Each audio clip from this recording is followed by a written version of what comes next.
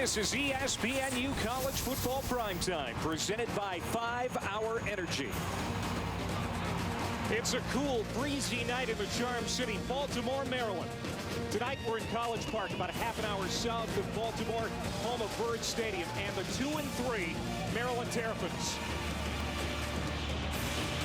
They're hoping to turn their season around with an upset of the 6-0 and number 8 Clemson Tigers.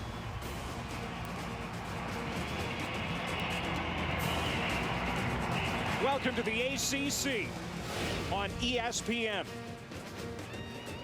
Now, the Clemson fan base breathed a collective sigh of relief after it was revealed this week that their star quarterback Taj Boyd was not seriously injured on a play against Boston College last week.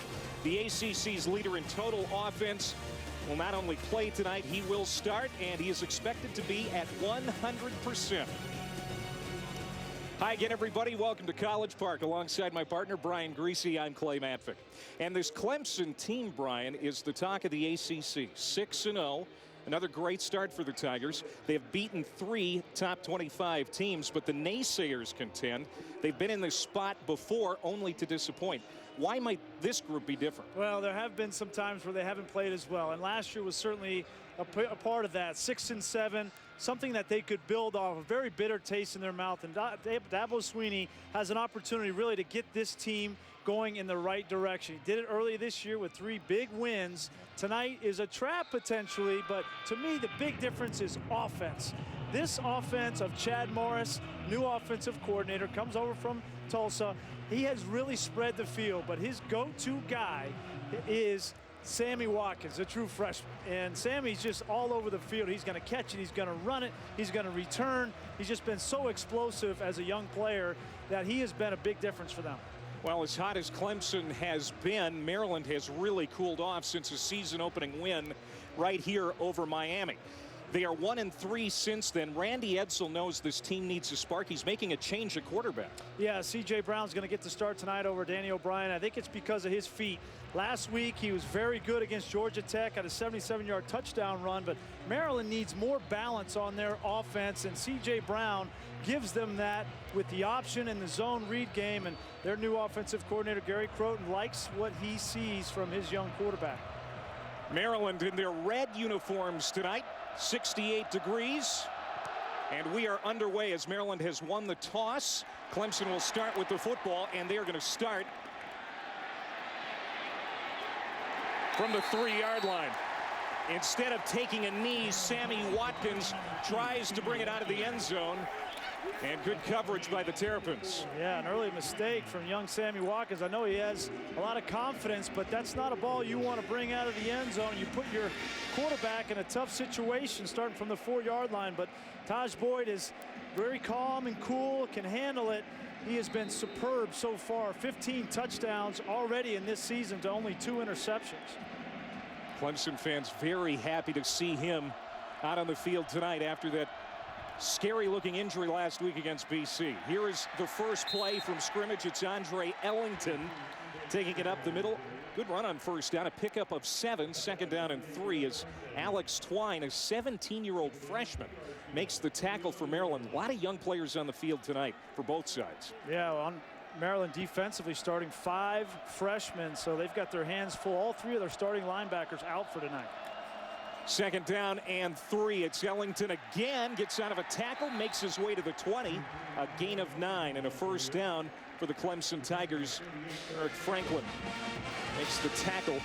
And knowing that Maryland is a little light on the defensive side, I think that offensive coordinator Chad Morris is going to run this ball almost exclusively early in this game to see how those linebackers react to this up-tempo offense.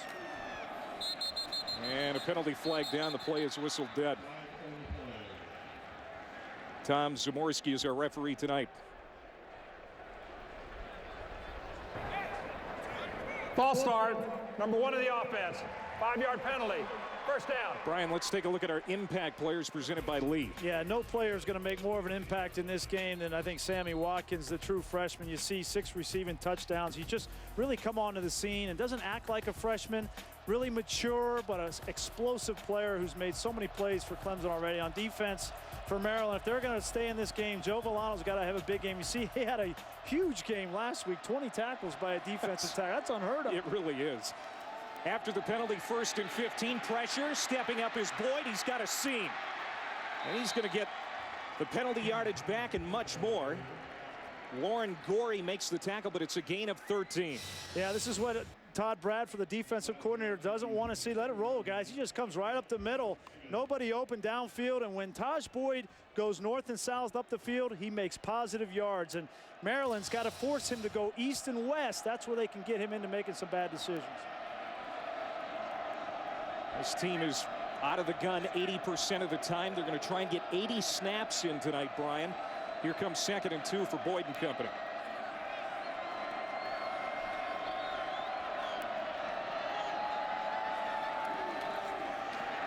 To the outside, that is Dwayne Allen, the talented tight end.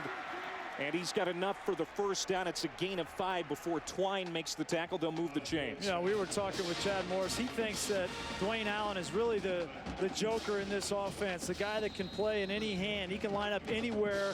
Defenses don't know how to declare him. Is he a wide receiver or is he a tight end? Do we play nickel or do we play base? He's the guy that really creates confusion for defenses. This is Ellington straight up the middle. Villano the tackle. It's a gain of 7. And you were talking about Allen, Brian. I mean, he is considered by many the #1 draft eligible tight end this year. Well, he's certainly got a lot of talent. The thing that impressed me watching film, I mean, he catches the ball, he can run down the field, but he is great in blocking. He's been used in a lot of instances as a fullback. You see him lined up, here he is right here in the backfield. He's going to be used as a fullback in a lot of this formation offense for Chad Morris. Another run for this Clemson offense. That's their 5th run against 1 pass so far. And it's a gain of 4 and another first down. This time DJ Howard, the redshirt freshman running back with the carry, his first of the game. They really want to get this running game going. And Clemson, despite all the formations and all the speed and all the horizontal stretch, they still want to be a downhill physical 2-back running team. And that's where I think Ellington comes into factor. 1st and 10 from the Clemson 43. This is Sammy Watkins. Inside the 25-yard line, Titus Till finally runs him out at the 23-yard line, a gain of 34. Watch the blocking on the outside. The receiver comes down, gets a block, and then the offensive line pulls around. And you give Sammy Watkins any kind of edge, and to the second level, he's got the 10-400 type of speed that will make you pay. This run defense for Maryland last in the ACC, giving up nearly 200 yards per game. Having a hard time slowing Clemson down so far. And now here's Bellamy on first down. They want to get him about 10 touches tonight. He picks up 5 there, and Villano makes the stop. Yeah, you replace really good speed with great speed. Bellamy and Watkins, both of them have world-class speed and both true freshmen. And, you know, if you're Dabo Swinney, if you're Chad Morris, it's almost like you're unwrapping the Christmas presents under the tree with these guys. 9th play of the drive, a drive that started at the 4-yard line. Ellington, he's going to be close to another first down. There is Villano again, picking up where he left off last week. It's a gain of 4, stopped just short of the first down marker by Villano. Philip Price is down for Clemson, the left tackle.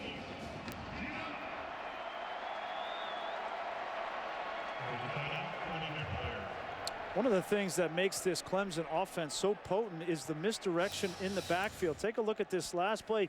Here's Sammy Watkins right here, and he's going to run this way and take the defense with him, and then they're going to hand the ball underneath to Ellington. Watkins affects the defense in so many ways. It opens up the middle of the field for the downhill running of Ellington. They're such good complements, and Chad Morris really has an embarrassment of riches on his hands as he continues to learn how this offense will progress. We're going to have 8 carries, 1 pass play on this drive.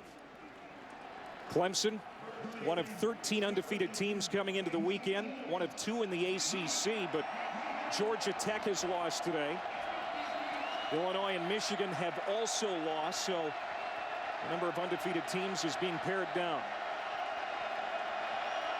On 3rd down and 1, Ellington finds room on the outside and gets inside the 10 for a Clemson first down. 1st and goal to go, a gain of 4. Chisholm on the tackle. Oh, great feat by Andre Ellington. I mean, everybody talks about C.J. Spiller, but Andre Ellington was the apprentice to C.J. Spiller. Take a look at his jump stop here outside. That is a talent that you cannot coach. That is innate, and Andre Ellington has it.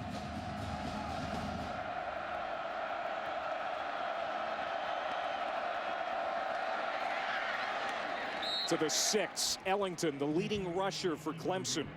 He has fought through a hamstring and a thigh bruise this season. Last week, 117 yards and 22 carries. Yeah, and we were talking with the coach and said, hey, he hadn't practiced in 3 weeks because of all those injuries. This was the first week that he was able to practice, and it's very hard to play in a game when you don't practice, get your timing down. He's looked the best this week that he has all season. 12th play. 2nd down and goal. It's Ellington again. And he's going to be stopped at the 3.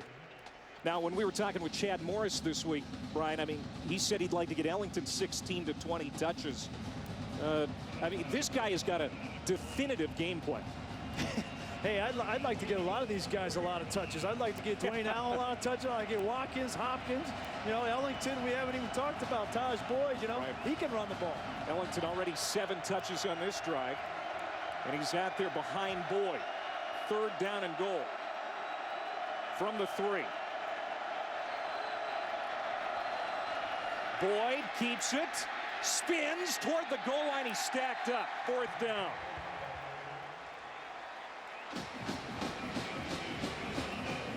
Joe Villano, who else plugging that hole? Boyd's trying to read the defensive end there. Looked like there was a little bit of miscommunication or confusion, and Taj just decides to try to take that ball up and muscle it in, but a little bit of confusion on that last play as to where the read was, where the option pitch man was going to be with Watkins. And nice job by Taj Boyd of just trying to get it himself and don't turn the football over.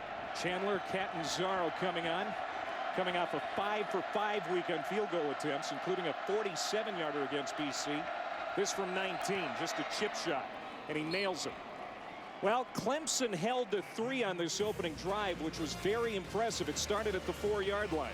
Covers 13 plays. It's 3-0 Tigers.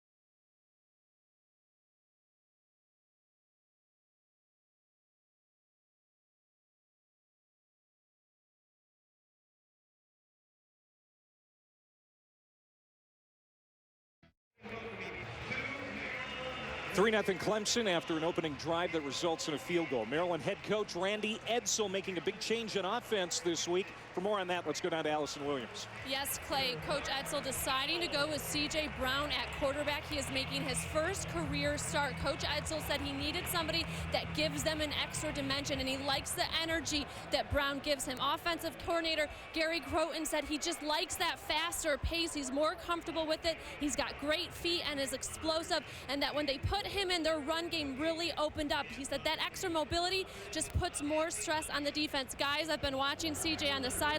He seems calm, collected, took a few warm-up throws, and all of his teammates have come over, including Danny O'Brien, giving him a hug and a high five, patting him on the shoulder pads.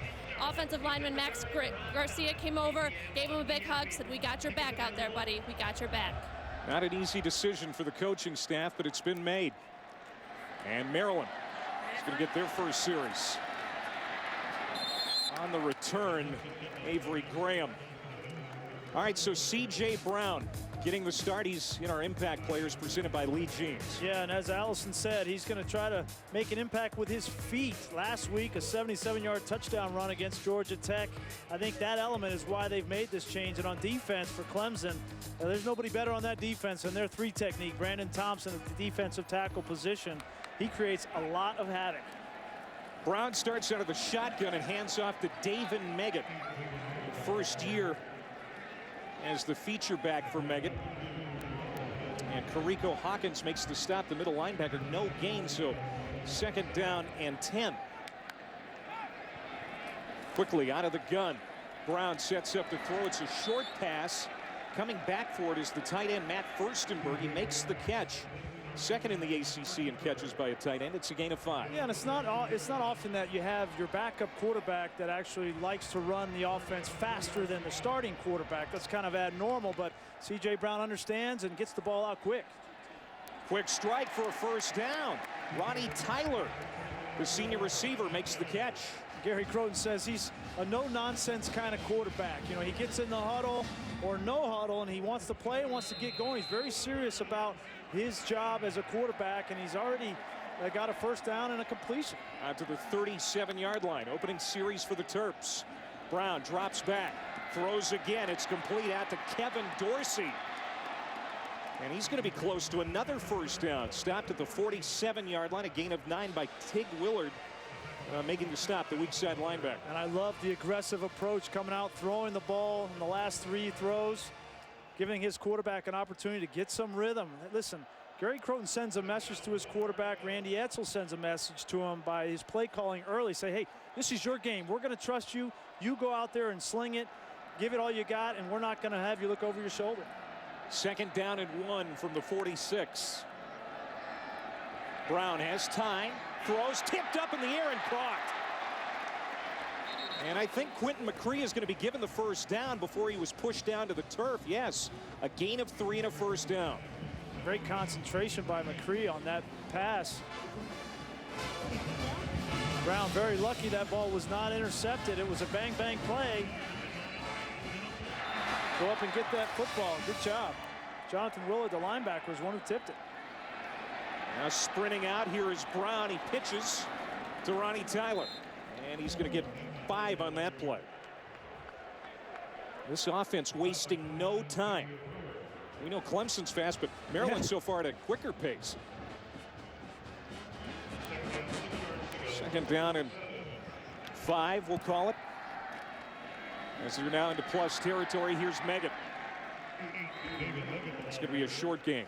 So important when you have a new quarterback for you to have success early, not just for his confidence, but also the defense may or may not have prepared as much for this kind of quarterback, and you got to take them by surprise a little bit before they get a book on you. So this drive is important for both sides of the ball. We were talking with Clemson defensive coordinator Kevin Steele before the game. Didn't know for sure who was going to start for Maryland. Had to prepare for both this week.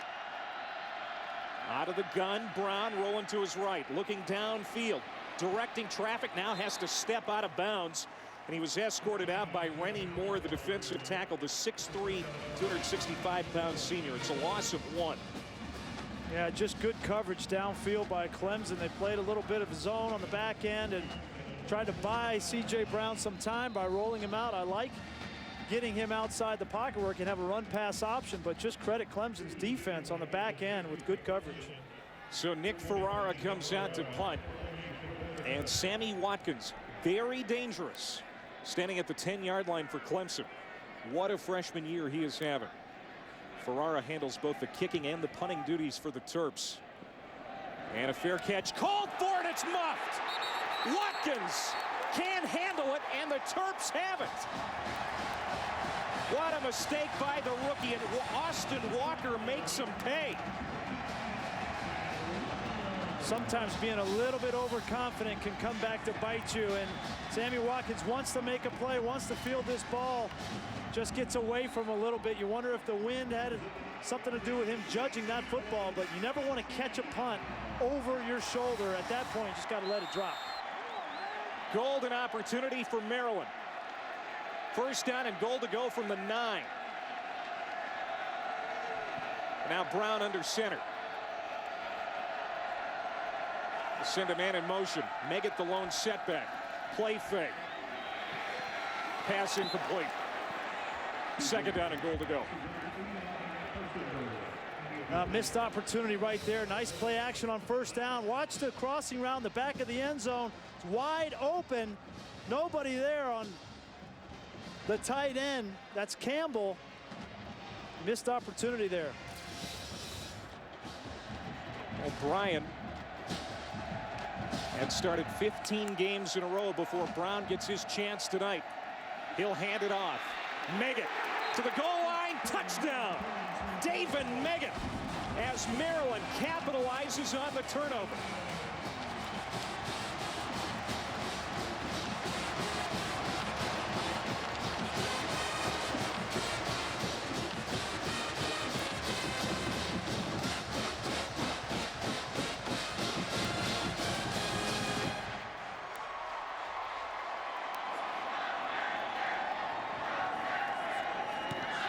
And Ferrara with the extra point. It's 7-3. Young players, a lot of young players on the field making mistakes for Clemson. Watkins with the fumble, and Maryland, their young quarterback, Meggett right up the middle. Great conversion.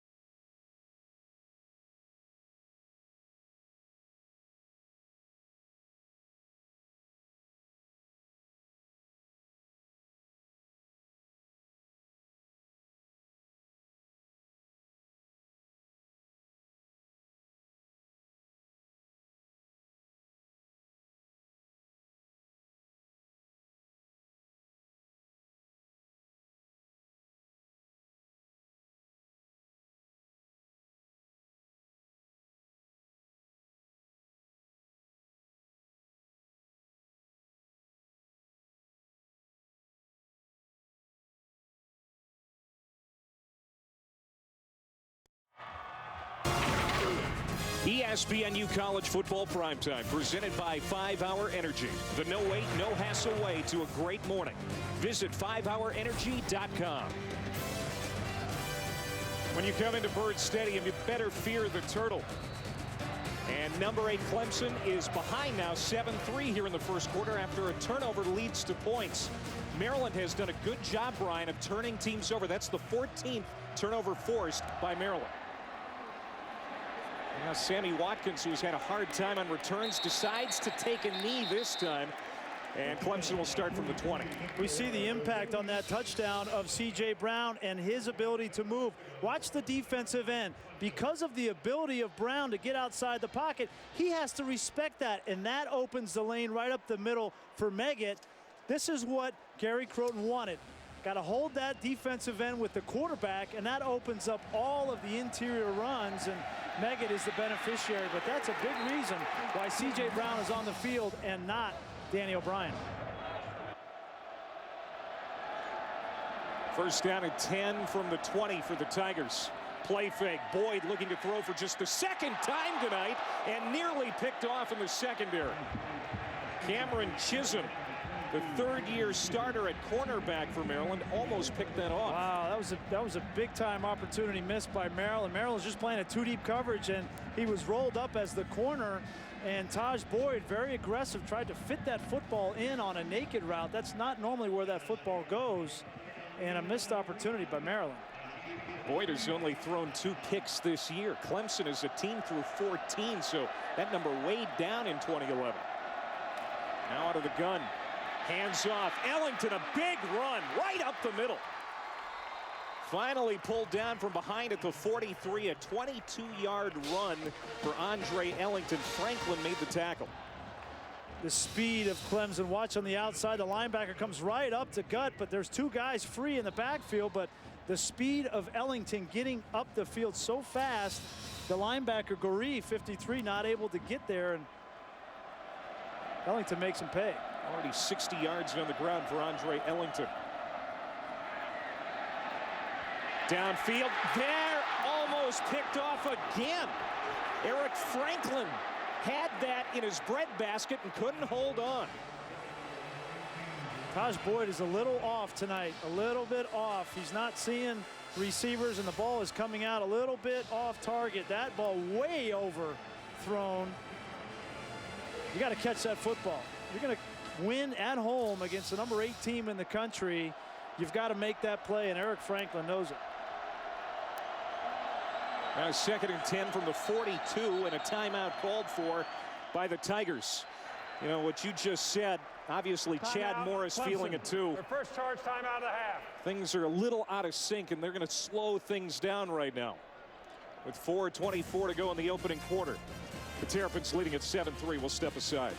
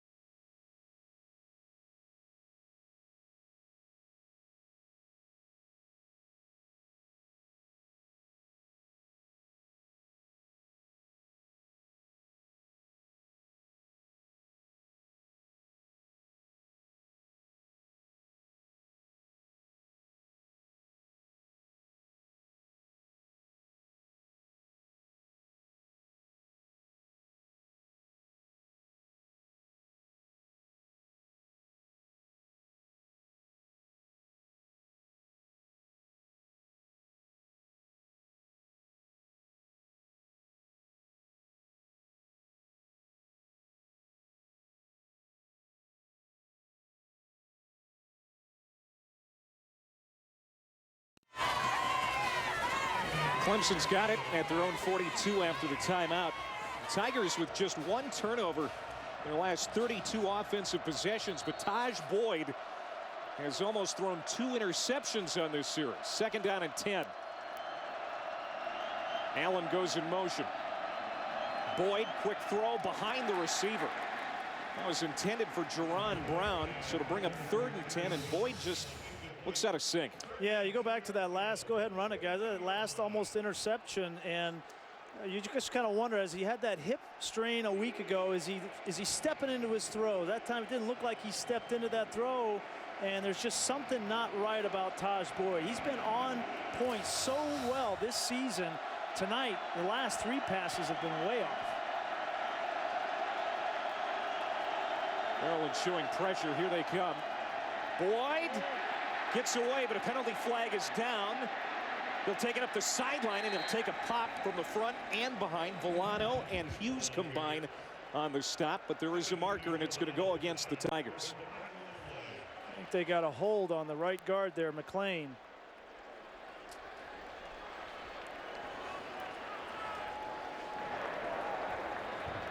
Holding, 74 of the offense. Penalties decline. 4th down.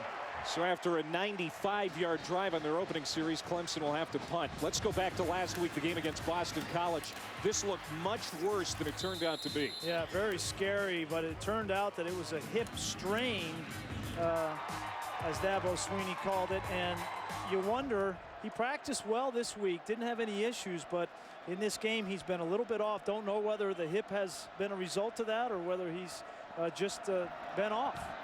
Tony Logan, all ACC last year as a punt returner.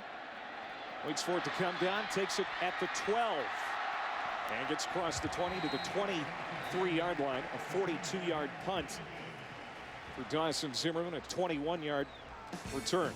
Well, Mondays on ESPNU, Jesse Palmer and David Pollack have their own show. It's the Palmer and Pollack Show on ESPNU at 1 and 9 Eastern every Monday.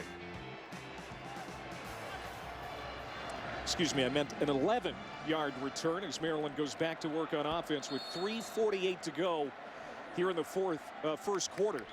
7-3 Terrapins on top. Here is C.J. Brown in his first career start, incomplete on 1st down.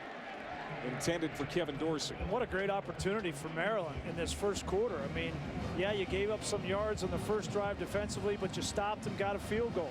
Then you get the ball back, you drive it, and you get a turnover, and you score. Now you stop Clemson on offense, and now a great opportunity for your young quarterback to come out here and get this tempo going and put some points on the board. They continue to work quickly. Meggett will get a couple. 2-yard pickup for David Meggett, the 5th leading rusher in the ACC coming into the night. 83 yards per game for the senior out of Clinton, Maryland. And Meggett is a very smart player, very intelligent, plays tough. He'll get those tough yards for you in between the tackles, and he's a guy that you can wear a defense down with. He had 113 yards earlier this season against West Virginia. 3rd down and 8. Brown wants to throw, steps up to do so. Incomplete again. Ronnie Tyler, the intended receiver. Tig Willard in on the coverage. It's going to bring up 4th down in a punting situation for the Terps. He had the matchup that he wanted. He had his receiver Tyler working on a linebacker, Willard, and put the ball where he wanted to put it, but Tyler just couldn't separate from the linebacker, and an incomplete pass brings up 4th down. They're looking for some players to step up in that receiving core for Maryland. Boy, they lost a lot from last year. Torrey Smith among the stars. Laquan Williams as well, and Darrell Scott, the running back. They lost a lot of talent on this offense. Here's the punt by Ferrara. DeAndre Hopkins catches it at the 40-yard line. All right, Grease, here's our Facebook question for the night. Who do you think is the national coach of the year? We'll throw some names out there for you. Maybe Les Miles at LSU. How about Nick Saban doing another great job at Alabama? Certainly Dabo Swinney deserves some consideration. How about Dabo Swinney? Yeah, I mean, I think he certainly needs to be in the discussion, but it's kind of hard to argue with some of these guys up here. Brett Bielema had another big win today. You know, Saban and Miles got a lot of talent. You know, it's hard to win the coach of the year when you've got much more talent than a whole lot of other teams, but Certainly Dabo Swinney has got this team going in the right direction. There's Andre Ellington on first down. He's going to get 4 on that carry. Eric Franklin making the stop. You get the sense that this Clemson offense is not going to be held back for long, and it's just a matter of time. And if Taj Boyd gets calibrated correctly, that this offense can take off in a hurry. There's Boyd. Up, threw it right to the defender. Intercepted by Chisholm. He's off to the races. Goodbye, touchdown. A 46-yard gimme for Cameron Chisholm. And Bird Stadium's in an uproar.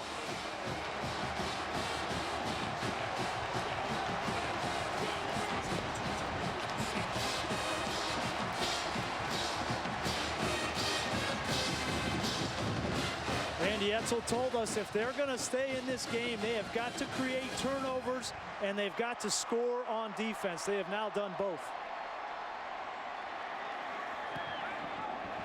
14-3 Terrapins. Clemson for the first time this season turning it over more than once in a game. Dabo Swinney's going to talk to his quarterback. Not sure what he's looking at here. You go back, look at Chisholm is right here. He's going to play a 2-deep coverage, and Taj Boyd just not on the same page. I have no idea where he's trying to throw that football, but Hopkins had a read and Boyd had a read, and they weren't on the same page, and that's just what you cannot do.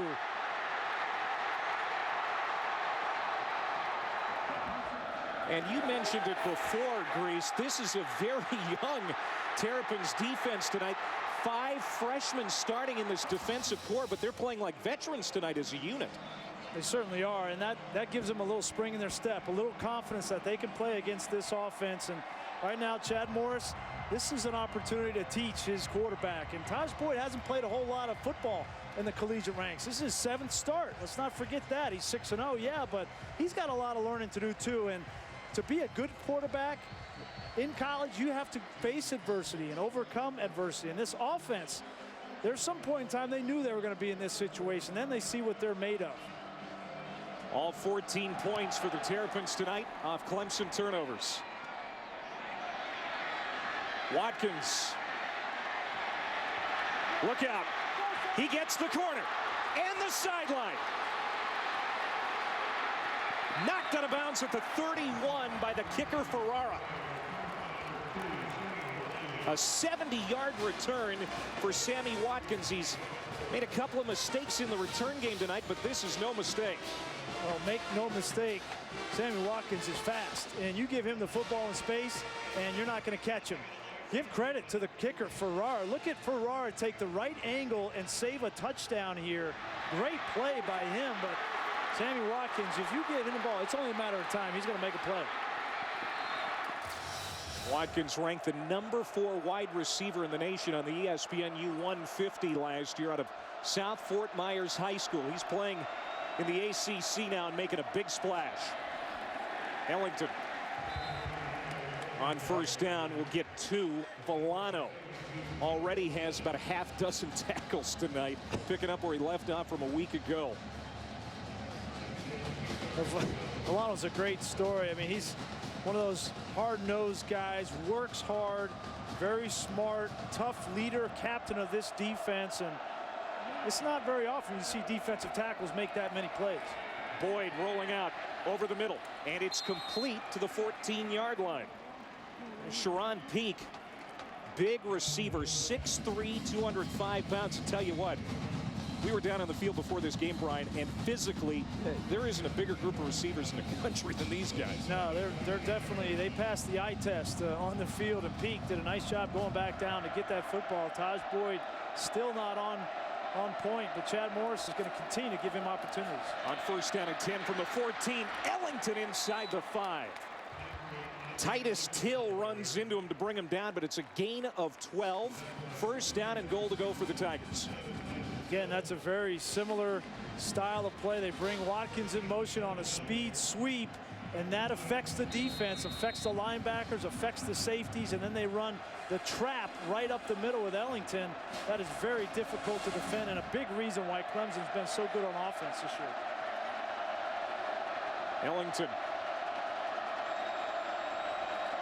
will get it. Touchdown, Tigers. That drive set up by the kickoff return by Sammy Watkins. A quick response to the Maryland touchdown. We talked about it. When you have adversity, how do you respond? That's almost as important as whether you get back. And certainly you found something out about your offense. You found something out about your offensive line and your running backs, and Sammy Watkins to respond in that fashion. Catanzaro comes on for the extra point, and it's 14-10.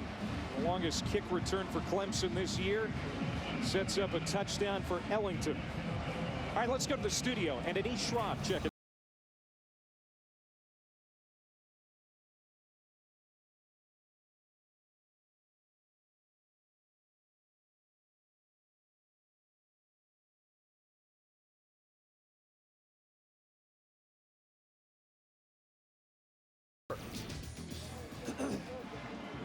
All right, Anish.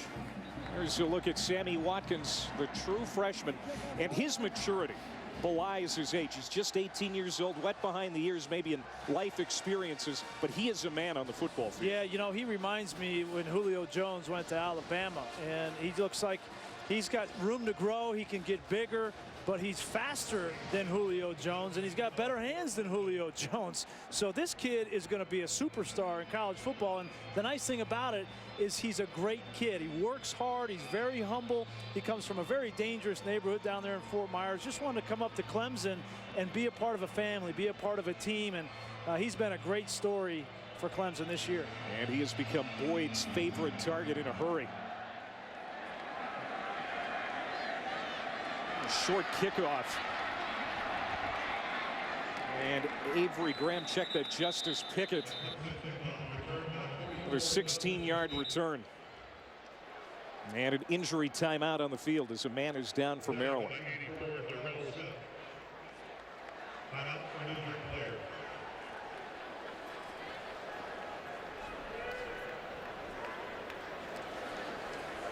Now, Maryland has been snake bit by so many injuries. We talked about on the defensive side last week.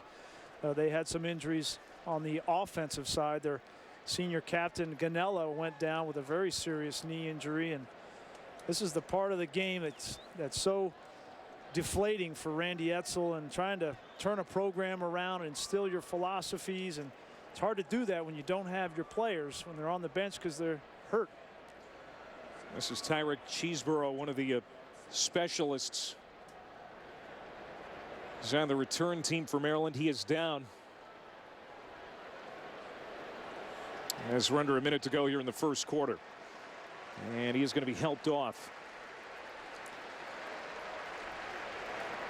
Maryland's got it at the 30-yard line. Let's check in again quickly with Anish. Anish Shroff here with this Sports Center right now, brought to you by Discover. Georgia Tech falls for the first time this season, losing to Virginia 24-21. So the Yellow Jackets fall from the ranks of the unbeaten. And scary news for South Carolina. Marcus Lattimore left the game with a sprained left knee. The Gamecocks did beat Mississippi State, but Lattimore's status a big concern for Steve Spurrier now. Yeah, no doubt about it. All right, back here in Maryland, there is Furstenberg on the catch. Deep into Clemson territory, steps out of a tackle, and is knocked out of bounds at the 31. A catch and run, a play of 40. Great throw from C.J. Brown. The suck on the linebackers from play action. That ball thrown perfectly to Furstenberg, and great effort on the back end. This is an impressive throw by the sophomore quarterback. Brown wants to throw again. Tipped up in the air and nearly intercepted. Dorsey had it, lost it, and was almost picked off in the secondary.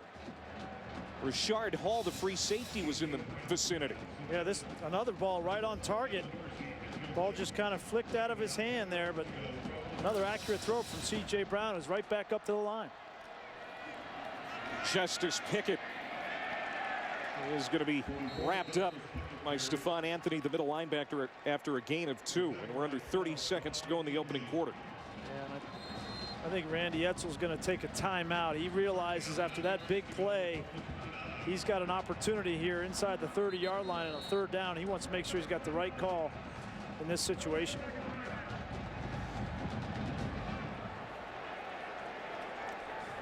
Well, Clemson came into the weekend one of 13 undefeated teams in the country and one of 2 in the ACC, but Georgia Tech gets beat today in Charlottesville and they storm the field as Virginia defeated number 12. Miami got a win too. That upset the apple cart in the ACC. You know, I mean, that really leaves Clemson in the driver's seat, but Clemson, do remember, they play Georgia Tech and they have to play Wake Forest right after Georgia Tech. So we will find out about the Clemson Tigers as well as the Demon Deacons. And Jim Grove doing a great job in Wake Forest. Now there's Randy Edsall, first-year head coach at Maryland after 12 years at UConn, a program that he built and took to a Big East title last year in a BCS bowl game. Now he's got Maryland on top here in the first quarter. Brown gets out of trouble and has a lane. Knocked out of bounds at the 5 by Darius Robinson. A run of 23 for the Maryland quarterback, and that's why Edsall started him. I can see why he started him. What a fantastic play, athletic play by C.J. Brown. Xavier Brewer, the corner, had him dead to rights in the backfield. They played that perfectly from Clemson's standpoint, just didn't make the tackle, and then C.J. Brown outran everybody else. A career-high 124 and a touchdown on just 9 carries last week. And Brown has 2 carries for 23 tonight so far, and that's going to do it for the first quarter. Yeah, they didn't get it off in time. Maryland coming into this game, Grease, 20 first quarter points, 14 tonight on the number 8 team in the country.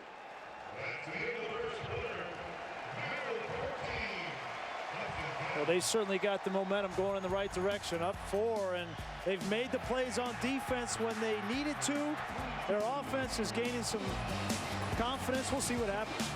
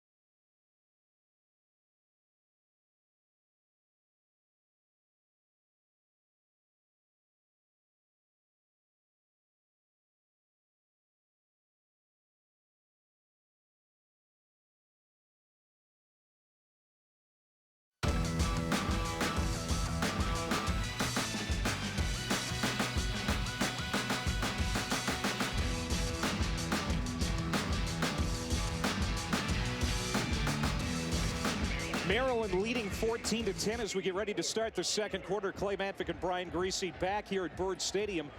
Maryland has made plays on special teams and defense. They have the lead. Now they're first and goal from the 5. A great opportunity at the 5-yard line to go up 11 here if they can punch this ball in early in the second quarter. Those are the kinds of opportunities that you have to take advantage of against a good team like Clemson, especially at home. Randy Edsall has had a tough time against ranked opponents. Just 1 win against 18 losses. Maybe tonight in his first year at Maryland, he can pull off a big one here against number 8. Brown, the handoff to Meggett. And he'll be dragged down inside the 5 after a gain of 2. Brandon Thompson, the big nose guard for Clemson, makes the stop. That's big Brandon Thompson. It's going to be hard to run inside the tackles against Clemson. Brandon Thompson is known for stopping the run in there, as well as Rennie Moore. It's difficult. If they're going to score here, I like to get C.J. Brown out on the outside where he can use his feet, maybe pitch it. Making his first career start tonight at quarterback for the Terps. Oh, Meggett trying to change his direction, slips down on a turf that has had a tough time this year here at Byrd Stadium. They have tried to keep this thing dry the last month and a half, and they have gotten tons of rain in the last several weeks. It looks like it's holding up okay, though. It's not too bad. It could have been a lot worse if they would have continued to get some rain, but I'm not sure about that play call. Another run inside the tackles on second down when your best play is getting your quarterback on the edge. So now 3rd and goal. Brown to a wide open Meggett. Nobody there. He sachets in for a 7-yard play.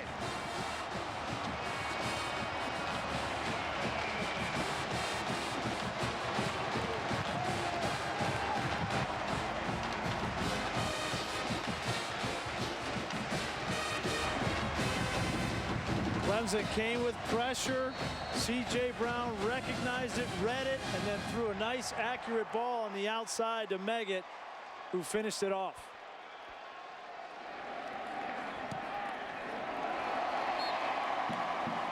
(21-10). You live by the blitz, you die by the blitz. They bring them right all up the middle. There's nobody left. Just float it out to your back, and you're up 11 on Clemson.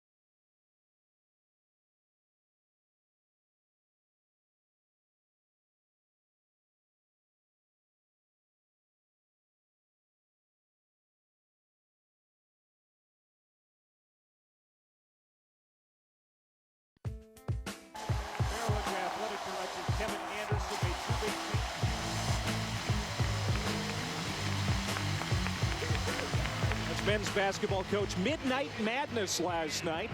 And Mark Turgeon is down with Allison Williams.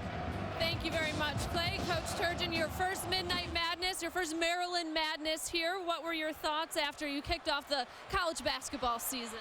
Well, it was what I expected. We had a great turnout. We had a great alumni game. We had a lot of former players come back. The lockout, NBA lockout helped us. So it was a great night, and it was what I expected. You have the tough task of replacing a legend here in Gary Williams, and this is an interesting era in Maryland sports with Coach Edsall in his first year. How would you describe some of the common connections you two share, both taking over and sharing your first year? Well, we've done it at other programs, so we know it works. So we just people got to be patient with us and let us do our job. And Randy's a great guy. He's doing a tremendous job. Great crowd tonight. It's a lot of fun, and Comcast Center is going to be rocking for us. It'll be a lot of fun. Coach Turgeon, thanks for the time. All right, thanks for having me on. Thank you, Coach. Thank you, Allison. There's a catch for Sammy Watkins, a gain of 9 as Rousen makes the tackle. They're excited here at Maryland about their athletic department. Yeah, he didn't come out like on a motorcycle or anything, or with a costume on. I mean, I thought that's what the Midnight Madness is all about. He just walked down the stairs. Come on. We've seen coaches parachute in. We've seen everything this year. I like the dunk contest last night. Did you see that? Yeah. Oh, my goodness. Humphreys, the intended receiver. That pass a little too tall from Boyd. And it's 3rd and 1 now for Clemson. 3rd and 1, and historically, this has been a little bit of a difficult situation for them because they don't have that real power running game. But they've been fantastic on 3rd downs, but most of it's been with Taj Boyd throwing the ball. Andre Ellington in the backfield on 3rd and 1 from the Clemson 43. And it is Ellington.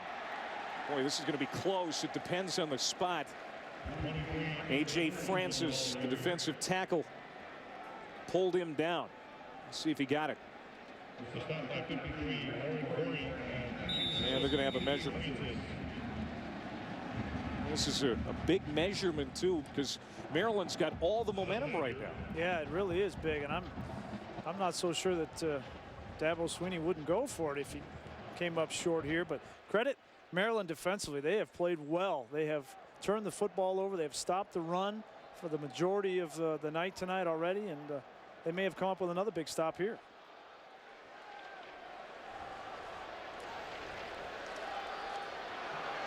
Got it. 3/4 of that football, maybe a little more. So a big first down for Clemson as they find themselves down 11 points on the road. Remember, Maryland has beaten Clemson the last 2 times they've played the Tigers when Clemson was ranked. It was 2006 and 2008. I'm sure there's some Tiger fans right now going, oh boy, here we go again. Still early. Boyd over the middle. Watkins crossing route gets drilled. Oh my. Warren Gorey, the redshirt freshman middle linebacker, laid a hit on Watkins. Yeah, Gorey probably seen this route all week in practice. Sammy Watkins, they love to get the ball to him in space and let him just run with it, but Gorey comes up with a nice form tackle right there. That'll send a message, hey, don't come across the middle in my house. 18 freshmen on the 2 deep for Maryland, most in the ACC. Gorey, one of them. So 2nd down and 9 for Clemson as this Bird Stadium crowd is getting vocal.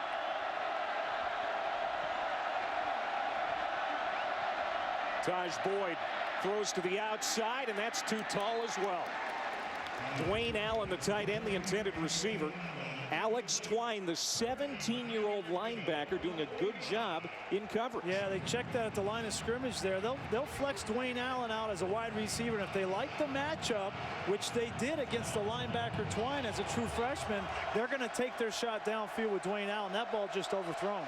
Boyd now 4 for 10, just 28 yards, and he has thrown a pick. 3rd and 9. Time to throw. Another crossing route. This time DeAndre Hopkins giving up ground, trying to gain ground, and he is dropped at the 40. Dexter McDougal making the stop. It's a loss of 4, and Clemson will have to kick. Maryland, you can see, gaining confidence with every series. They play man-to-man coverage on the weak side. McDougal has coverage on Hopkins, just trails him and gets enough of him to let the rest of his team come and finish off. But a great stop by Maryland defensively. So Zimmerman comes on for Clemson. He leads the conference in punting with a 43-yard average. Hoping to flip the field here. Tony Logan standing at the 12. Logan steps up, fields it at the 15, gets out of a possible tackle, finds a seam up the middle and close to the 40. Tony Logan giving the Terrapins good field position with 11 minutes to go before halftime. And this stadium has some energy. Terrapins lead at 21-10.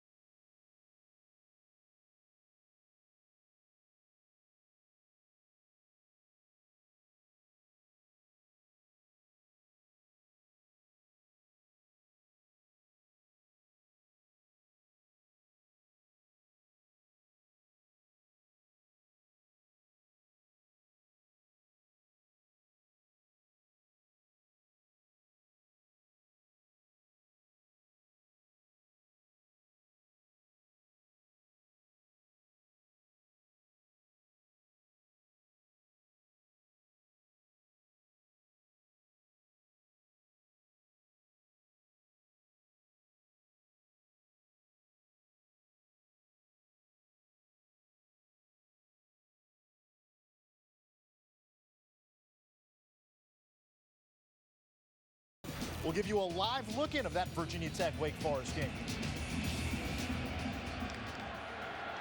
Well, Wake tied with Clemson for first in the ACC Atlantic coming into the night. C.J. Brown. And it looks like he is going to be close to a first down. Boy, the sophomore getting his first career start tonight, and he has showed a lot of poise in this game. Well, that time, just good timing. That mental clock that says, I'm going to try to throw the ball downfield. If I don't see something and I see a crease, with his speed and his athletic ability, take off. Go make a play with your feet. That time, 9 yards. Second down and 1. Now this time Brown is going to be, well, knocked down, but not all the way down. He gets up, and Brandon Thompson finally makes the tackle. It's a loss of 1 for C.J. Brown. Brandon Thompson just gets through. It's hard to block him. He goes through guys, and looks like C.J. Brown just sits on his head, says, thank you. I'll get up, make a few more yards. Yeah. And Brandon Thompson was not happy about it. That'd be a good still photo for the poster in your room, wouldn't it? Yeah, it would. They seem to run plays away from that guy on purpose. I mean, he is something else. 6'2", 310-pound senior. Great run stopper up the middle for the Tigers. Rolling out here is Brown, and he is going to run for it. And he's got it. Gets across the midfield line. Quandon Christian made the stop, but it's a gain of 3. They'll move the chains. Great play call, better decision by C.J. Brown. He could have tried to throw that ball downfield. Maybe it would have been complete, maybe incomplete, but knowing the situation, it's 3rd and 1. Just let me use my legs and get 1 yard. It's huge. Now they got a first down in Clemson territory. Maryland already with 21 first half points. That is more points than they have scored in a first half at any time this season. There's still 9:37 to go in the half. Brown, all kinds of time, throws it up. Boy, this is going to be almost picked off at the 20. Should have been intercepted by Sensabaugh. He can't believe it. This is the part of C.J. Brown's game that he needs to continue to work on. This ball, you just can't throw it up for grabs. This is a punt, and Sensabaugh, you got to come down with that catch. And in the DB meeting room this coming week, he'll get a lot of flack from his coach, but also the other players. You just can't let those opportunities slip by. Sometimes they're too easy. Here's Brown. Oh, he can run. Inside the 35, and he laid a hit on Rashard Hall, who was supposed to be doing the hitting. Yeah, a run it's of just 15. a zone read right up the middle. You see the athletic ability and Maryland's offense. This is not what they looked like a week ago. They didn't have this kind of balance. Quick strike to the outside. Tony Logan makes the catch, but it's going to be a loss of 2 yards on the play, as Darius Robinson is there for the quick wrap-up. So second down and 12. The pace is so much faster this week than it was a week ago at Georgia Tech, and you can see the influence that C.J. Brown has had on this offense, and with the speed, but also with his legs. Play action to Meggett. Deep downfield, incomplete. And a flag. Kevin Dorsey. Looks like he was interfered with.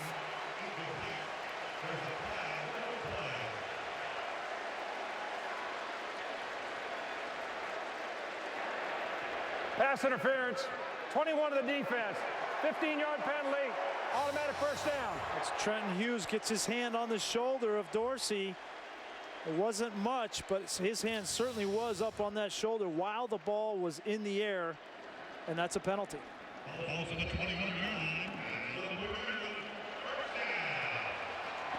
Second penalty tonight on Clemson.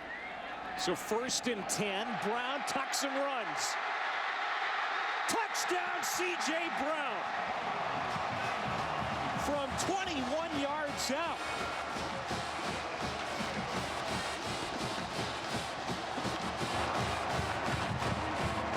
Making the most of his first career start. 77 yards a week ago against Georgia Tech. Probably what earned him the start in this game, and more of the same this week, and Randy Edsall loves it.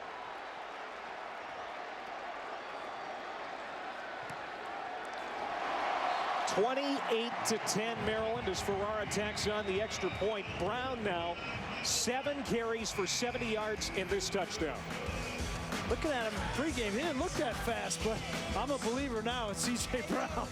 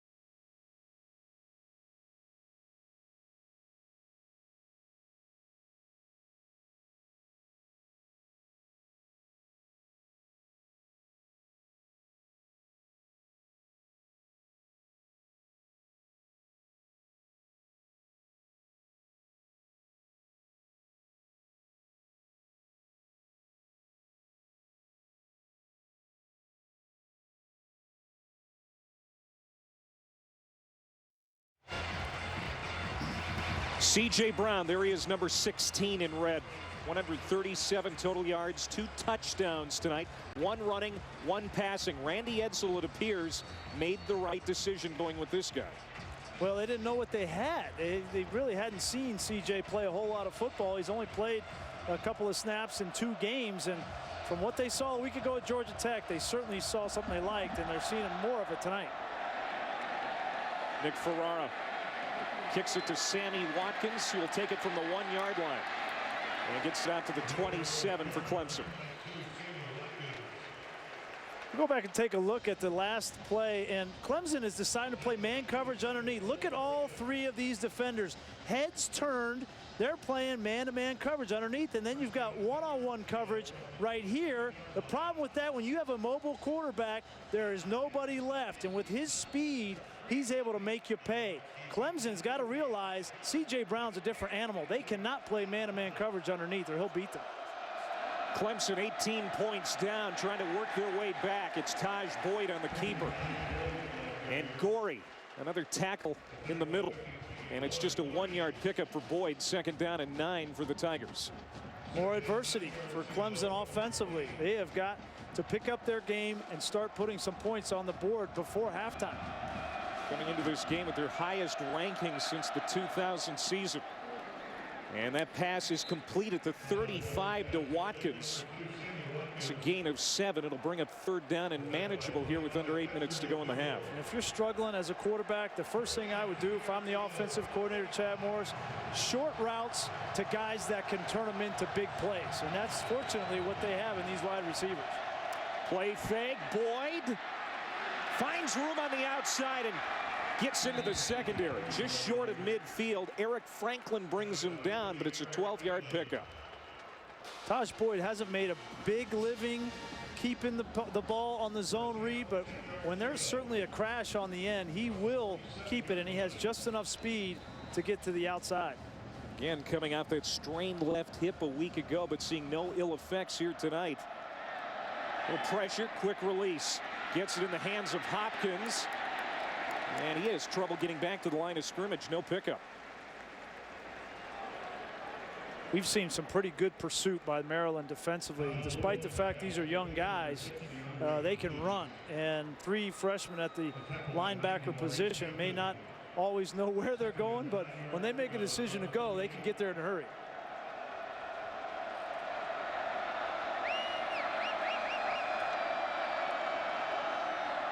Boyd, man open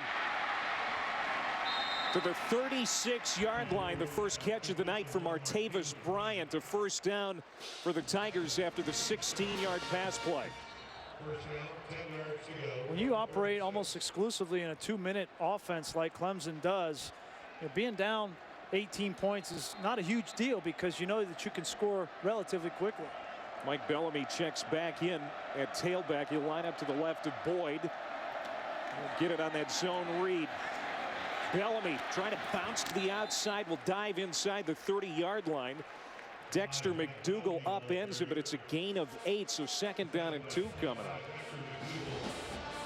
And if you're Maryland defensively, you almost say if you make Clemson methodically move the ball down the field, that's almost a win. Just don't give up big plays in this situation. Boyd holds on, looking to throw, and does. Should have been caught at the 16. Now Adam Humphries. Now check that. That's actually Jerron Brown, number 18. Probably should have made that catch. Now 3rd and 2. Boy, it really makes it hard on these defensive coordinators to substitute, Grease. I mean, they are moving so fast. Both teams tonight. Yeah. You better hope that your defensive line and linebacking unit is in shape when you play in a game like this. 3 for 6 tonight on 3rd down as Clemson trying to convert. Boyd will keep it straight up the middle, and it looks like he got it. Volano makes the tackle, but it'll be a 1st down for Clemson as we're coming up on 6 minutes to go before half. Well, strained hip or no strained hip, when you're down 18 on the road, your quarterback, he's got to lay it on the line. And right here, nothing was going to hold Taj Boyd back. He's going to lower that shoulder. He runs over Volano, 72, a defensive tackle. You know, his toughness is not in doubt. He played his entire senior year of high school on a torn ACL. Would back up out of the gun here. 9th play of the drive. Over the middle. Caught inside the 10. Down to the 6-yard line. The 3rd-string tight end, Sam Cooper. 1st down and goal to go. Great throw. Threading the needle over the linebacker. Off of play action. There's not a lot of space to fit that football. And credit Cooper for coming up with it after the hit. But Taj Boyd is not afraid to continue to pull the trigger. That's what you need. This offense appears to be back in sync now with 5:33 to play. Boyd to the corner of the end zone. Touchdown, DeAndre Hopkins. What a catch. And what a throw by Taj Boyd. Perfectly thrown football right on the pylon. When you throw the fade route, you want to put it right on the pylon. And if that ball wasn't caught, it would have hit the pylon. So it's perfect.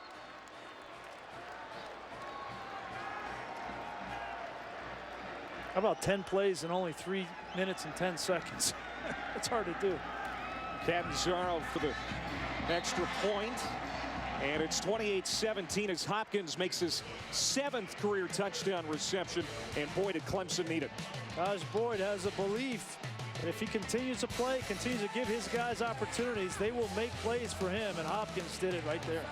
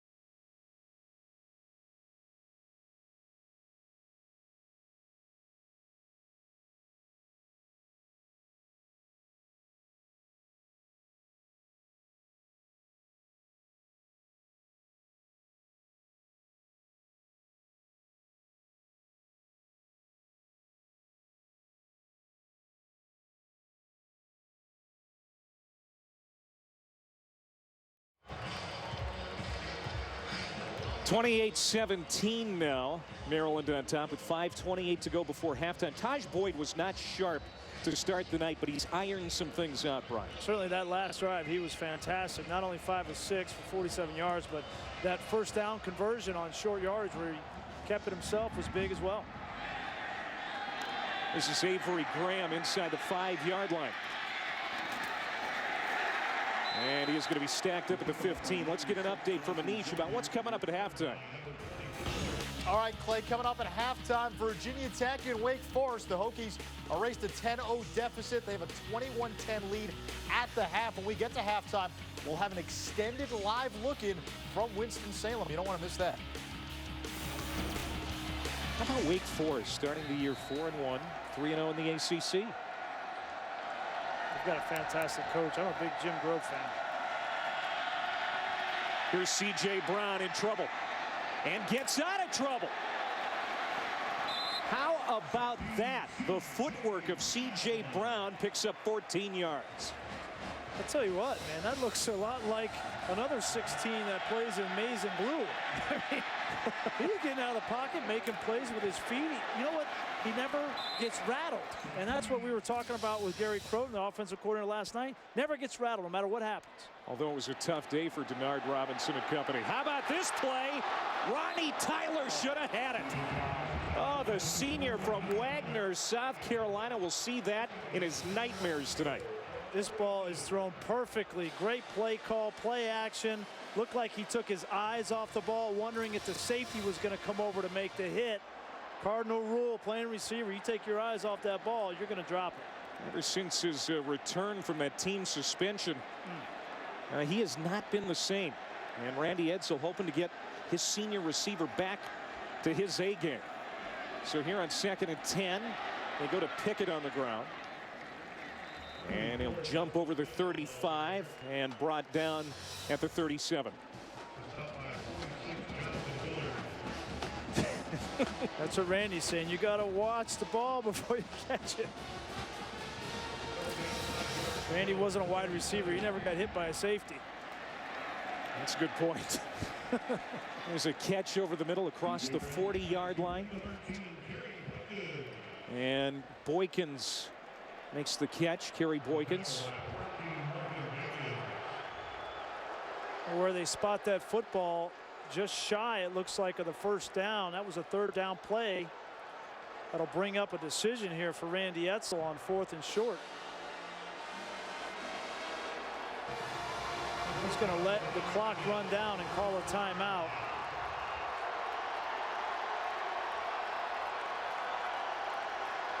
That's exactly what he's going to do. He wants to shorten this game any way that he possibly can. He knows how explosive Clemson can be offensively.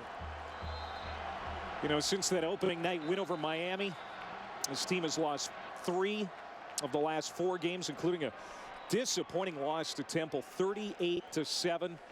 So Randy Edsall hoping to get some positive vibe going back here again at Byrd Stadium. ESPNU, the home for passionate college football fans, as our experts break down the top schools in the nation in a weekly 3-hour special. Don't miss the experts at 1 and 7 Eastern. Special guest this week, former Miami head coach Randy Shannon. Actually going to challenge that spot, Grease. Yeah, we're going to take a look at the first down markers at the 41.5 yard line. Randy Edsall wants to know, is his elbow, where was his elbow down?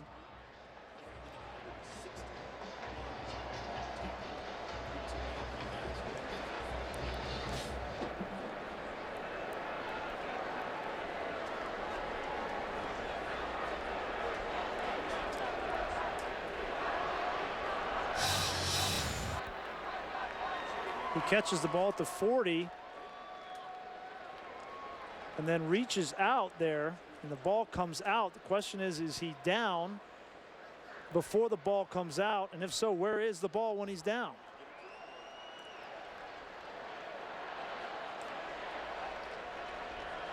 Oh, his elbow right there. You can see his elbow is down at that point, so it's not a fumble, and the ball is at about the 42-yard line, which would imply that it would be a first down. So I think this is going to be a good challenge. You see the elbow is down and the ball is not out yet, and he's at about the 42-yard line. So I think this is a good challenge from Randy Edsall. And if he wins the challenge, he won't lose that timeout. If it is upheld down on the field, then he's going to lose a timeout.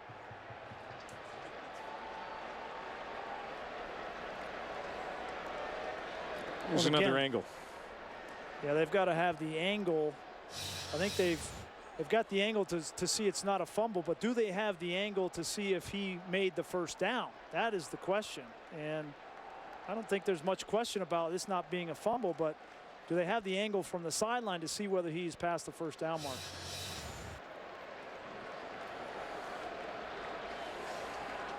C.J. Brown, you know, known for his footwork and maybe less a passer than Danny O'Brien, but 8 completions tonight to 7 different Maryland receivers. When he's needed to throw, he's been pretty good at it. Yeah, certainly has. He's been on the mark. And He's been more accurate tonight than Taj Boyd has. Let's say that. They're taking quite a bit of time to figure this out. This is not an easy one because there's two issues. Whether he was down and then where he was down if he was down. So it's, but where they have that ball spotted is just shy of the 41-yard line. Would not be a first down if it is upheld. And this is probably going to be upheld just based on how long this is taking. They're having a hard time seeing video evidence to overturn it. After further review, the ruling on the field stands. Maryland is charged with a timeout and has lost their opportunity challenge for the remainder of the game. Fourth down. Kind of a double whammy for Maryland there. Yeah, and I just think that was a case of them not having the angle to have the indisputable video evidence to overturn the spot on the field because they don't have the angle with the first down marker to overturn it. So Clemson forces Maryland to have to punt for the second time tonight as Nick Ferrara comes on. Again, he's handling all three phases of the kicking game for the Terps this year.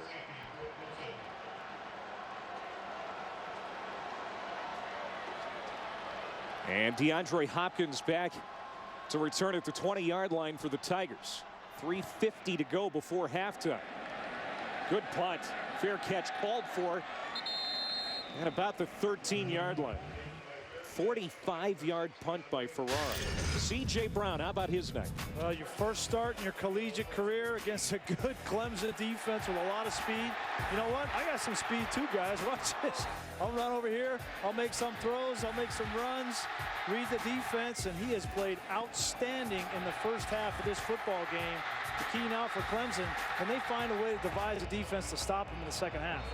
Not an easy decision for the offensive coordinator Gary Croton and Randy Edsall, as Danny O'Brien, an ACC Rookie of the Year a year ago, benched in place of Brown, but so far it's working out for the Terrapins. Good run on first down for Ellington. He is going to pick up about 14 on that play. Franklin finally made the tackle in the secondary. Plenty of time to work with here for the Tigers. Certainly, and they got a touchdown the last drive in just a little over 3 minutes and 10 plays very quickly. There's 3 minutes and 30 seconds left in the half. Plenty of time. 183 rushing yards for Clemson. But a couple of turnovers tonight have been their Achilles heel. Inside handoff, Ellington spinning. Again runs into Franklin after a pickup of 3. I think if you're Dabo Swinney and you say to yourself, we can go in, get a touchdown this drive and go in only down 4 in a game that we have played the first half pretty as badly as they could possibly play, turn the football over, I think he'd take that right now. Nice catch by Hopkins across the midfield line into plus territory. A gain of 19. 1st and 10, Clemson. Great catch on the weak side from Hopkins. This ball thrown behind him on the slant. Just opens his hips, redirects, gets upfield. I've been very impressed with Hopkins. Zone read. Boyd will keep it himself. And he'll pick up a handful. 2nd and 7 for Clemson. That receiving core, though, for the Tigers, as athletic a bunch of receivers as you're going to find in the country. Now Mike Bellamy checks in, looking to throw. Here is Boyd. He'll hit his tight end, Dwayne Allen. And don't forget about that big man. 6'4", 255, and very athletic. Twine makes the tackle, but it's another Clemson first down. I think Maryland's making it too easy right now. Just playing zone coverage. The way that they were stopping Clemson earlier in the first quarter was playing man-to-man on the backside and bringing a 5- and 6-man pressure. And they've got to do that in this situation if they want to stop it. Clemson now at 45 plays. Remember, their goal is 80 snaps on offense. Bellamy. And he'll get about 2. Twine, another tackle. He's having a pretty good night. Oh, that was a fantastic tackle right there. True freshman on true freshman. And Bellamy's got world-class speed. And he came through wide open in the hole, and it was a one-on-one situation. And Twine didn't shoot his gun. He waited, he was patient, and then went for the legs. That's a textbook right there from a young player. Just 17 years old. Now Boyd is going to be sacked at the 45-yard line by another youngster having a good night. Lauren Gorey, it's a loss of 9. There it is. Bring some pressure. Don't let him sit back there. Here's Gorey on the outside. He's just going to come right off the edge. You can't sit back and let Taj Boyd dissect your defense. You've got to force the issue. Great call by Todd Bradford, defensive coordinator. So with a 3rd and 17 coming up, Clemson calls a timeout. And they have 1 left with 1:29 to go before half.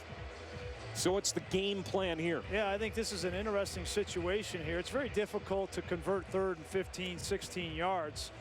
So what you're going to try to do here is maybe get it to the 35, 36-yard line and give yourself an opportunity to make a decision there, whether I try to kick a field goal or whether I go for it on 4th down. But don't force the ball up the field and turn it over for no reason. Even if you get half, you could still get points. Well, if they can get it to the 30-yard line, they would be within Catanzaro's field goal range. He has hit a 47-yarder this year already.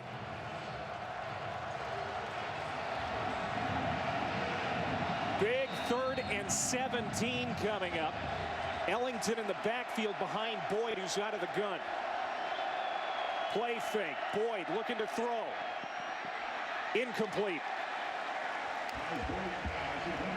Too high for Hopkins to come down with it. Trenton Hughes in on the coverage. Yeah, see, I just don't think you need to throw that ball that far down the field to get in position where you want to be here. You know, you take a shot to try to get a 1st down, but now you got to punt. You don't give yourself any choice on 4th down to try to kick it or to go for it on 4th and medium. So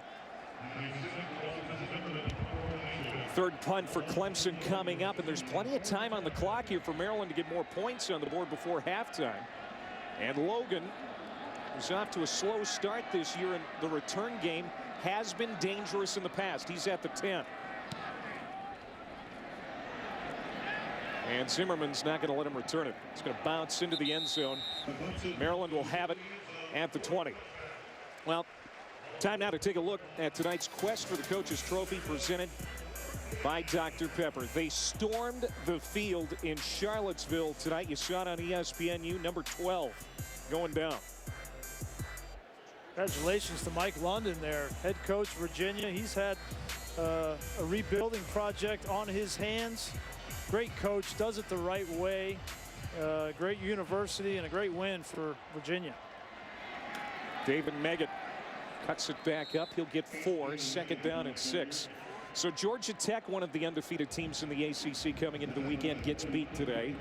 And now Clemson, although they've come back here in the first half, find themselves down just before halftime. They came into this game 6-0. We got to that point in the year where you felt like there might be some upsets. You know, it's some of these teams that have played non-conference games against weak opponents, and they get built up and pumped up, and then they start to get into their conference play and realize, wait a minute, the teams in our conference are pretty good too. So it's not surprising that we've seen games like we're seeing right here at Maryland, as well as Georgia Tech, Virginia.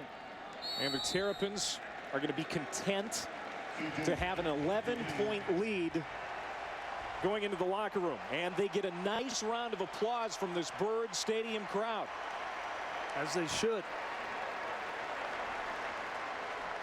28-17, the Terrapins lead it at the half. Let's go down to Allison Williams. Thank you, Clay. Coach Edsall, you give C.J. Brown his first start, and he certainly has been very effective for you. What has he provided you in this first half? Well, it's really been a team effort in the first half, and he's utilized his legs when he's needed to. What does he do for this offense that you were looking for? You talked about that added dimension. He's put up, 28 points here. So what is it about him? Well, it's his ability to use his legs, and he's a good enough passer, and it just puts a little bit more pressure on the defense. Defensively, the first quarter, you seem to do a good job of getting to Taj Boyd. What do you need to continue to do in the second half? Well, we just got to do our job. I mean, they're a very talented offense, and they got some very good weapons, but we just got to keep playing hard and just execute our assignments. Thank you, Coach. Alrighty. Clay. Brown, 155 yards of total offense, a running touchdown and a passing touchdown. 28-17, Maryland hoping for the upset tonight. Now here's Anish Shroff with Sports Center U. Welcome back to the ACC on ESPN. Almost 48,000 here at Bird Stadium. Very happy with the first half. It's 28-17. The Terrapins on top of the number 8 team in the country. And C.J. Brown, the starting quarterback for the Terrapins, having an excellent first half. We'll talk more about that in a moment as he gets prepared to take the field to start the second half. Dawson Zimmerman has it teed up. Pickett and Graham are back deep for Maryland. And we're underway here in the second half. This is Avery Graham to the 20-yard line and dropped at the 23. Let's go back to the first half and Brown with an excellent half. Yeah, I don't think Clemson was ready for the mobility of C.J. Brown and how good they really hadn't seen a whole lot of his film, but they played a lot of man coverage. You see guys' heads turned, playing man down the field, one-on-one coverage underneath. He's got to respect the halfback. Nobody's left for the quarterback, and this is a scheme issue. And once C.J. Brown gets by the line of scrimmage, he's shown that he has the speed to convert and make big plays. And I just don't think Clemson realized how much speed he had coming into this game. But I fully expect Evan Steele, the defensive coordinator, to come up with the game plan to try to contain him in the second half. Maryland with the most points they have scored in any half this season. Brown 155 total offense, a rushing touchdown, a passing touchdown, and unfortunately their kick return man Avery Graham slow to get up.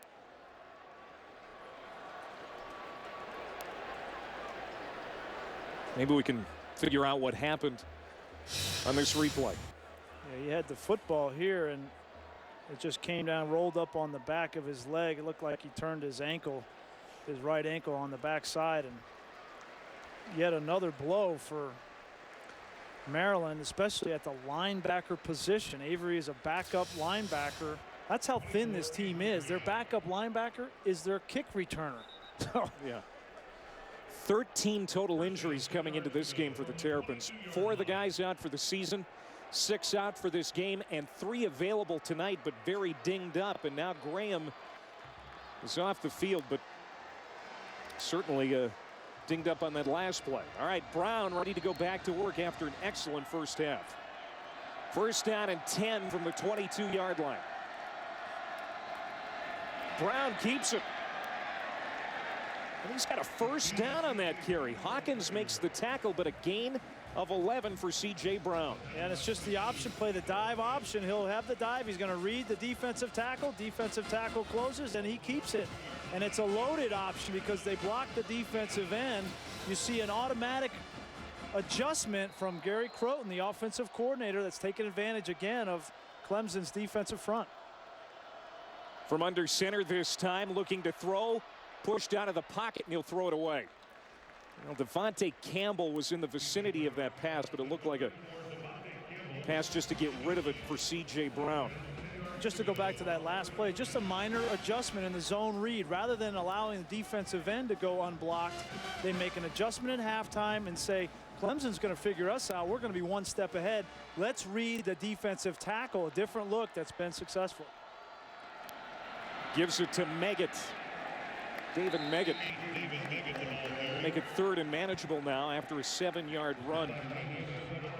C.J. Brown, 5 runs of 10 yards or more tonight. He has been really giving that Maryland run game a lift. Well, and those big runs have been when he's dropped back to pass and had nobody open and then run. They have not really been design runs, but he also has that in his repertoire.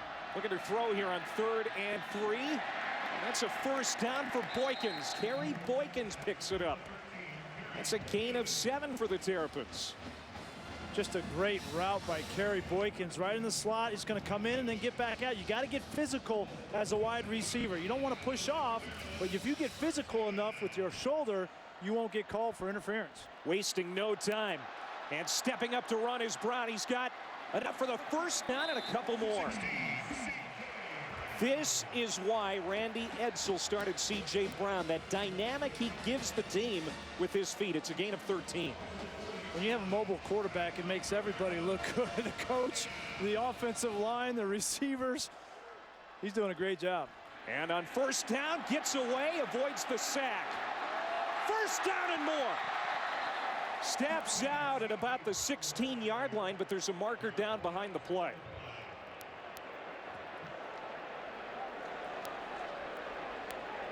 Pickett may have thrown an illegal block. What a great escape from C.J. Brown. I mean, he had a defensive tackle come scot-free on him and just showed the elusive ability to get away. Back. Number 13 of the offense. 10-yard penalty for the spot of the foul. First down. Actually, they called that on Kerry Boykins. Watch this. The left tackle just gets beat on the inside. That's Andre Branch. He's an NFL caliber defensive end. C.J. Brown doesn't panic and shows the elusiveness. And Kerry Boykins makes a great play on third down to extend the drive and then makes a questionable error there on the block in the back. But still, it's a first down inside the 40 for Maryland. First down and 7. Brown rolling out to the right, chased again. This time cannot get away. But I think they're going to call Courtney Brown for a horse collar. He got him by the back of the neck and just whipped him down. I don't think he had any choice. I mean, if Courtney Brown doesn't get a hold of this horse collar, then he's not going to get C.J. Brown. C.J. Brown's got enough speed to outrun Brown here, and that's the only way he could have brought him down. It looked like he had the jersey, though, Clay, not necessarily the pad. What do you think of that call? Well, it's so hard for an official to tell the difference between a jersey and a pad. And the rule is if he gets the pad and pulls, there's been some injuries that have happened specifically in the National Football League as well as college that have given rise to this rule, but it's a tough call. So now Brown goes to the air again. This one is dropped. Quentin McCree looked like he had it, started to take steps upfield and dropped it. Second down and 10 now. It was the perfect play call by Gary Croton. They brought the blitz.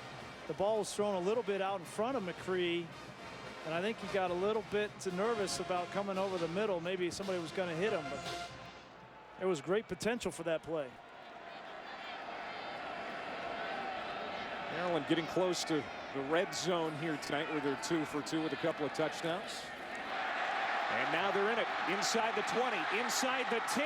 Furstenberg, touchdown, Maryland. The big tight end for the Terrapins rambles in on a 22-yard reception.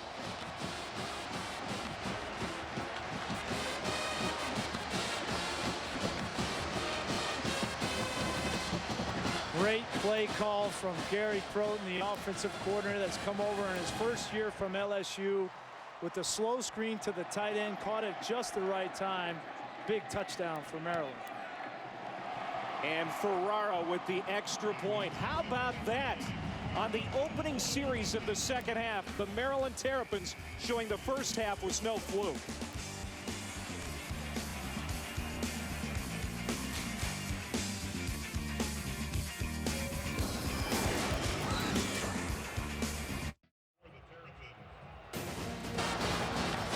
Randy Edsel, who grew up 70 miles from here, has landed his dream job in Maryland, and he's got this team on top of the number 8 program in the country, 35-17. He's fired up on that Maryland sideline right now.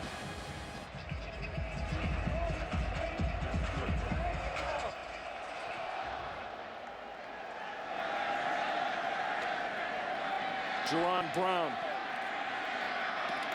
trips out over the 20-yard line as we go back to that Maryland touchdown. Yeah, like we said, a great call from offensive coordinator Gary Croton. Here's Furstenberg, the tight end. It's going to be just a slow screen, and Clemson continues to play man-to-man coverage. Look down the field. They're running with it. Great blocks here by the offensive line. Carey and Fulper get great blocks, and there's nobody left for the tight end.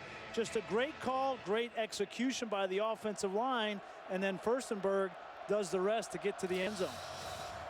So now Clemson really up against it.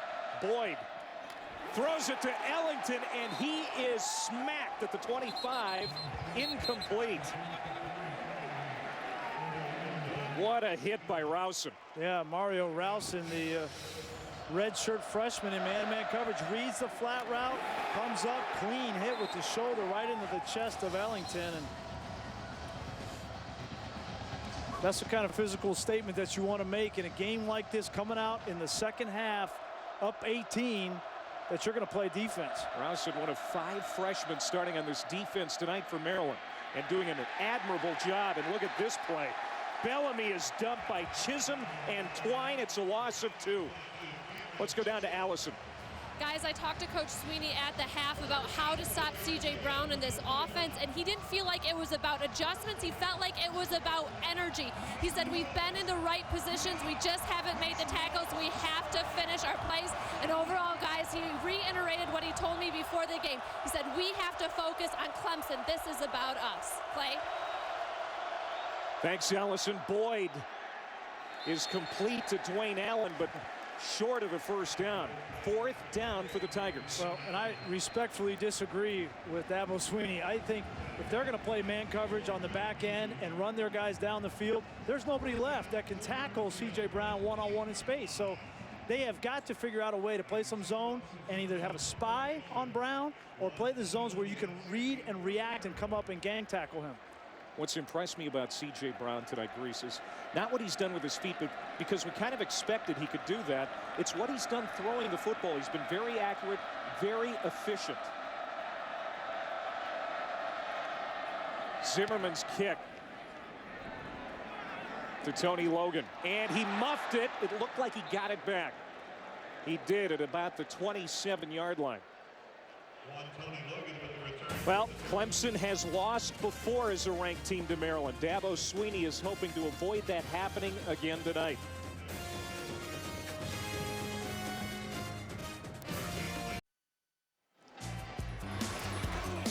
What a night for C.J. Brown in his first career start. The sophomore out of Cranberry Township, Pennsylvania. Has the number 8 team in the land on the ropes. And in the first drive of the 3rd quarter, he leads Maryland on a 78-yard drive. And a touchdown. Clemson went 3 and out on its first. 121 on the ground for Brown.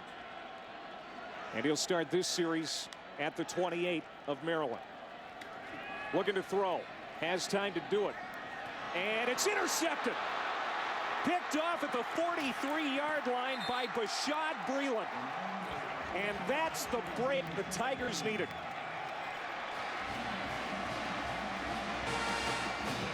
Aggressive play call from Gary Croton. Hard play action. It's man-to-man on the backside. This ball needs to be thrown a little bit more out in front, but this is just a great play. Undercutting by Breeland. I think he caught this ball with one hand. Yeah, he did. Look at that. Just took it with his left hand. Big momentum changer for Clemson. And as you said, puts them in great position at the 15-yard line. So their second interception thrown by Brown tonight. Or excuse me, the first, pardon me. And Ellington will get it on first down, a pickup of 3. 2nd down and 7. You know, the Maryland Terrapins coming into this game +1 in turnover margin. They've done a good job protecting the football this year, but now a turnover that gives Clemson very good field position. Down 35-17.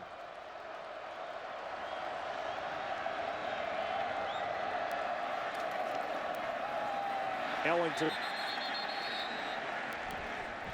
That's a big play there. That's a big stumble there because that happened earlier in the game in this situation, and Clemson had to settle for a field goal. And if Maryland in a sudden change situation like this can force a field goal from Clemson, that would be a huge stop. So big 3rd and 8. Boyd has been great all year on 3rd down. Tonight 1 for 3, just 4 yards passing. But the team 49% on 3rd down for the season. Boyd to the end zone. Did he catch it? Yes, he did. Oh, baby. Sammy Watkins. Touchdown, Clemson. Boyd threw that where only Watkins could make the catch, and he did.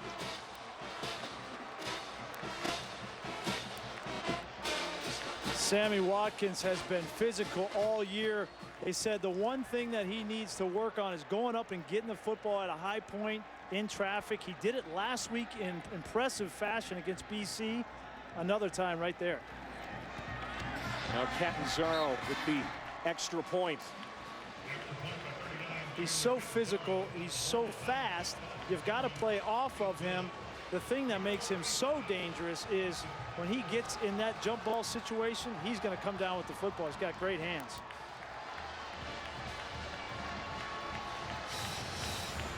Two great catches here on the interception, one-handed from Brehad, and then the touchdown catch on a perfectly thrown ball. This is just a jump ball and allows Sammy Watkins to go up and control it down to the ground. Puts Clemson right back in this football game play. Down 11 now with 10:46 to go in the third quarter.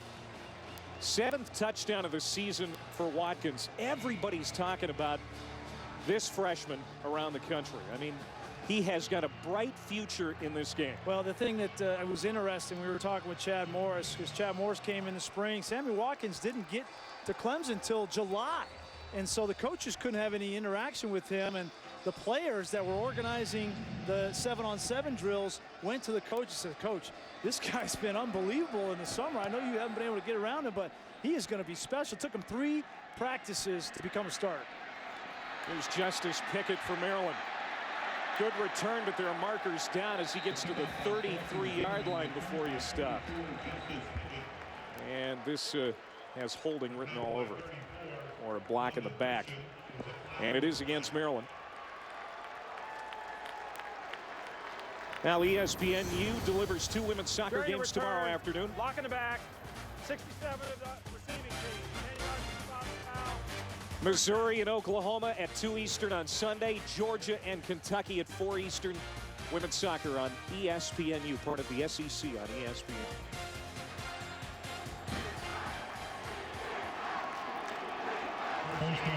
Well, we're going to find out a little bit about young C.J. Brown. Throw an interception. You're still up 11 in this game, and now you're backed up on your 10-yard line. Let's see how he reacts. And Brown will keep it as Maryland has to work with its worst starting field position tonight. It's been a pretty fortuitous night when it comes to where Maryland has started its drives. I think you're going to see a heavy dose, Clay, of that zone replay that just ran. It's safe. It's been effective. There's been gaping holes for C.J. Brown to run through. They'll hand it off this time to Meggett, who's been pretty quiet tonight, but he picks up the first down. Here they'll move the sticks. I've been surprised, quite frankly, with the way that Maryland's been able to run in between the tackles with Meggett. I mean, they have been getting clip after clip, and now Meggett is certainly taking his toll. 31 yards on the night. There's Brown. He'll keep it. And it's going to be about an 8 or 9 yard pickup. There you go again. There's that zone read play. And Clemson has not figured it out. And we were talking with Gary Croton last night. He said, you know, without the mobility of the quarterback in our offense, all of our running plays were getting squeezed and we weren't getting much production. It's completely changed the game having C.J. Brown run it. On the option, gives it to Pickett. Pickett cuts up to the 49 of Clemson. Justice Pickett. Most of his time has come this year on special teams and in the return game, but there's a big run of 19 yards. And again, now the option. We see the dive, we see him run, and now the third element of this offense is the pitch. And Justice Pickett is the beneficiary of a lot of hard work up front from C.J. Brown setting that play up. He's another true freshman for Maryland. And the speed sweep, Quentin McCree to the 25-yard line. 24 yards before he's brought down by Robinson. This offense is looking eerily similar to the Clemson offense. And what is surprising is that Clemson defensively is taken off guard here. This is the offense they see every day in practice in spring and summer. I'm surprised that they can't find a way to stop this. 1st and 10. It goes to Pickett. Look at that speed up the sideline inside the 5. He is finally brought down. Are they going to mark him back? Yeah, they're going to mark him back closer to the 15. But boy, what speed by Pickett to get upfield. It's a gain of 10. Again, man-to-man coverage, and they get outside. A linebacker matched up on Pickett is just not fast enough to stay with him, and Gary Croton is pushing all the right buttons right now.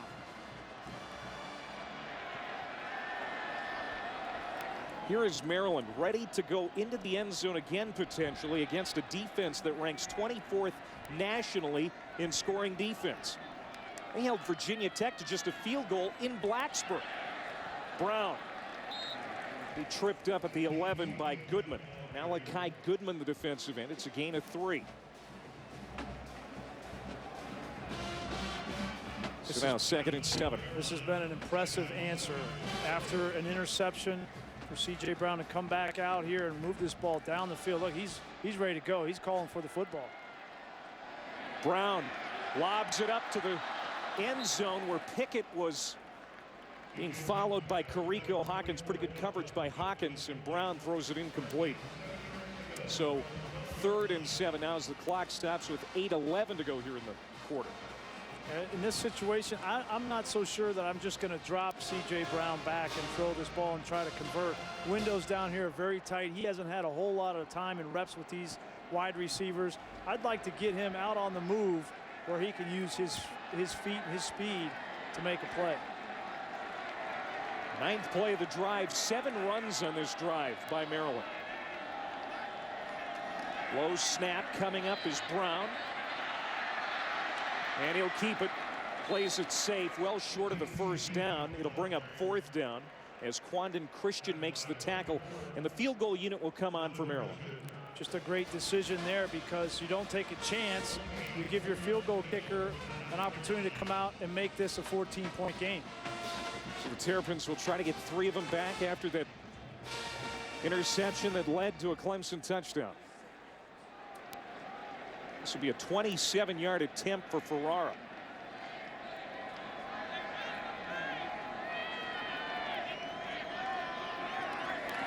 Of the hold of Michael Tart. And it's good.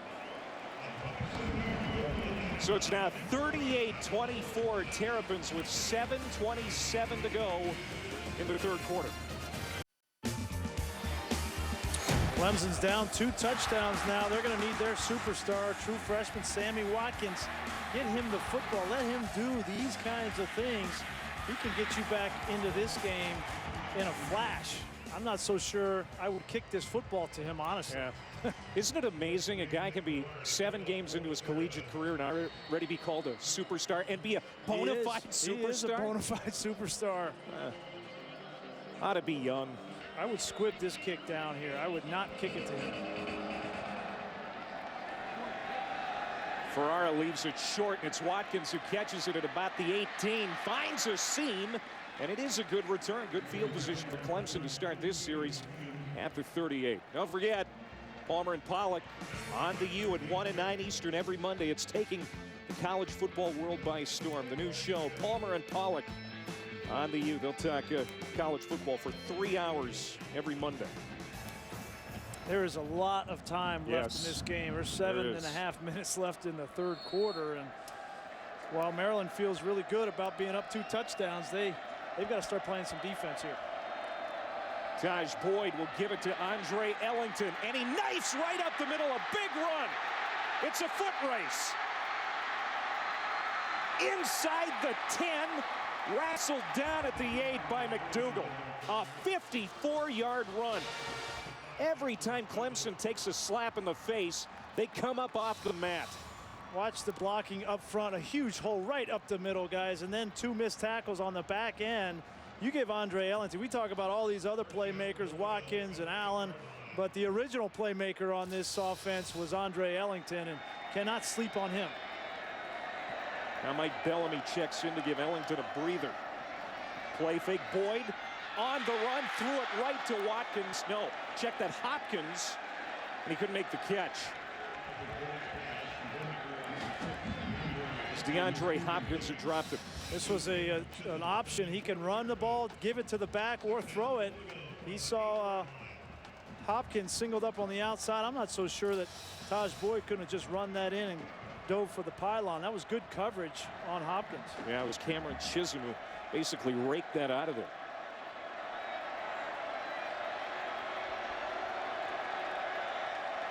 Clemson 4 for 4 in the red zone tonight with 3 touchdowns and a field goal. Here they are again. And it's Ellington. And he'll be stopped at the 6, a gain of 2. So 3rd down and goal coming up. Last time they were down here, 3rd down, Clay, they threw the fade to Watkins. He's coming down here. There he is right there. Also out there, Jerron Brown and DeAndre Hopkins. Hopkins lined up to the top of your screen. Boyd. That was tipped at the line. Incomplete. Big stop by Maryland as Joe Villano got his hand up and knocked that Boyd pass down. That was a big tip because Watkins was coming open behind the linebacker. Villano sees the quarterback. You can't get there, at least get your arms up. There you see Watkins coming right behind the linebacker. That would have been a touchdown, and he knew it. Big play by Villano. His dad, Paul, was an All-American defensive lineman here. Very proud of his son, the way he has played this year. So now 4th down and goal. It's Catanzaro to come on out for a 23-yard field goal attempt. He's already hit from 19 tonight. And this kick is up and good. So teams exchanging field goals on their last series, respectively.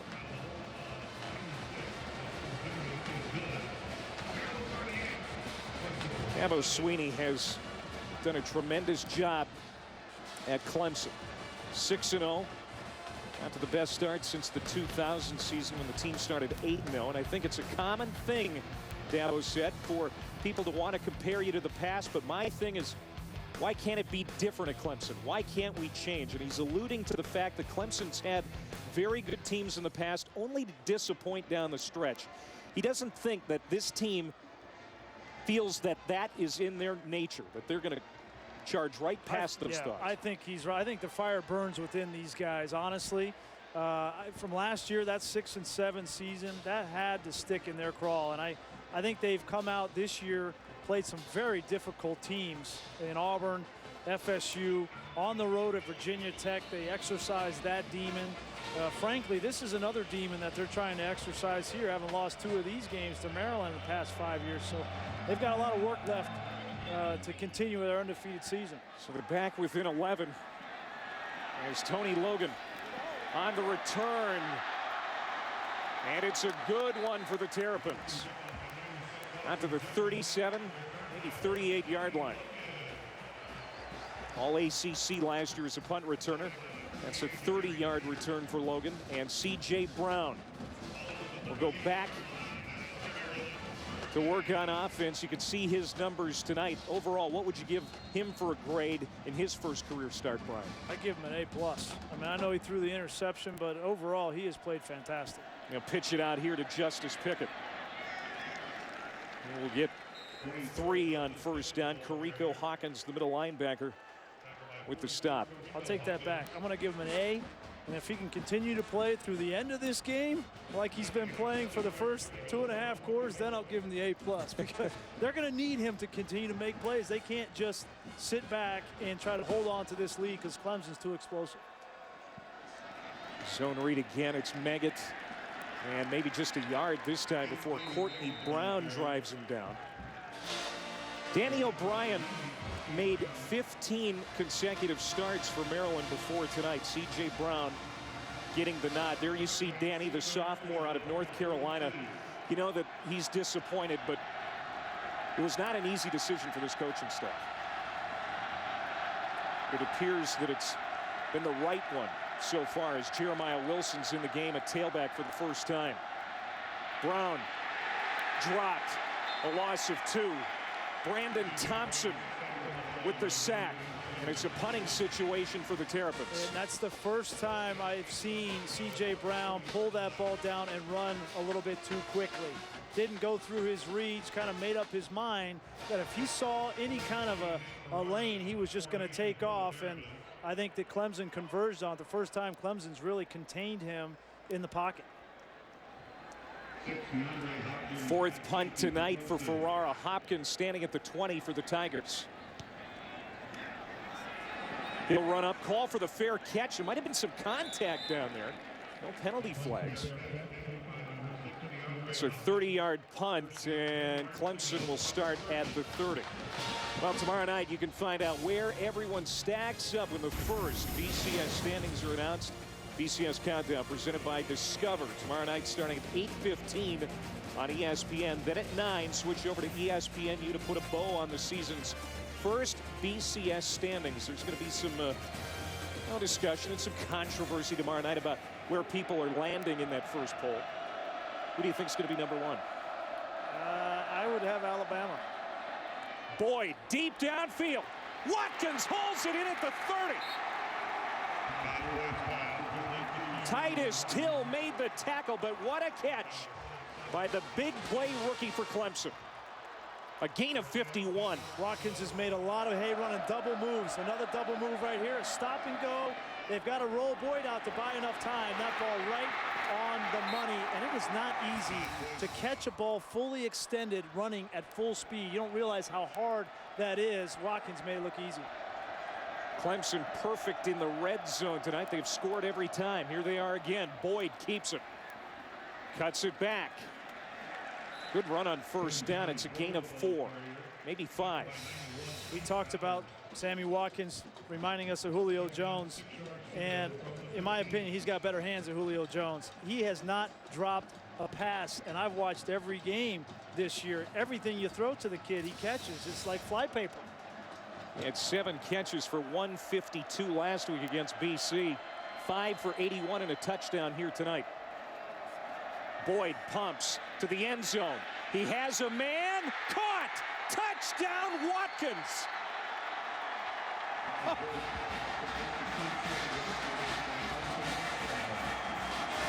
He is a man.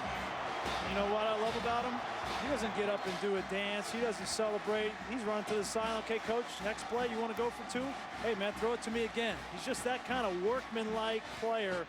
That play, again, another double move on the outside, a slant and go. And Maryland does not have a corner that can stay with him. Clemson going to go for 2, trying to make this a 3-point game.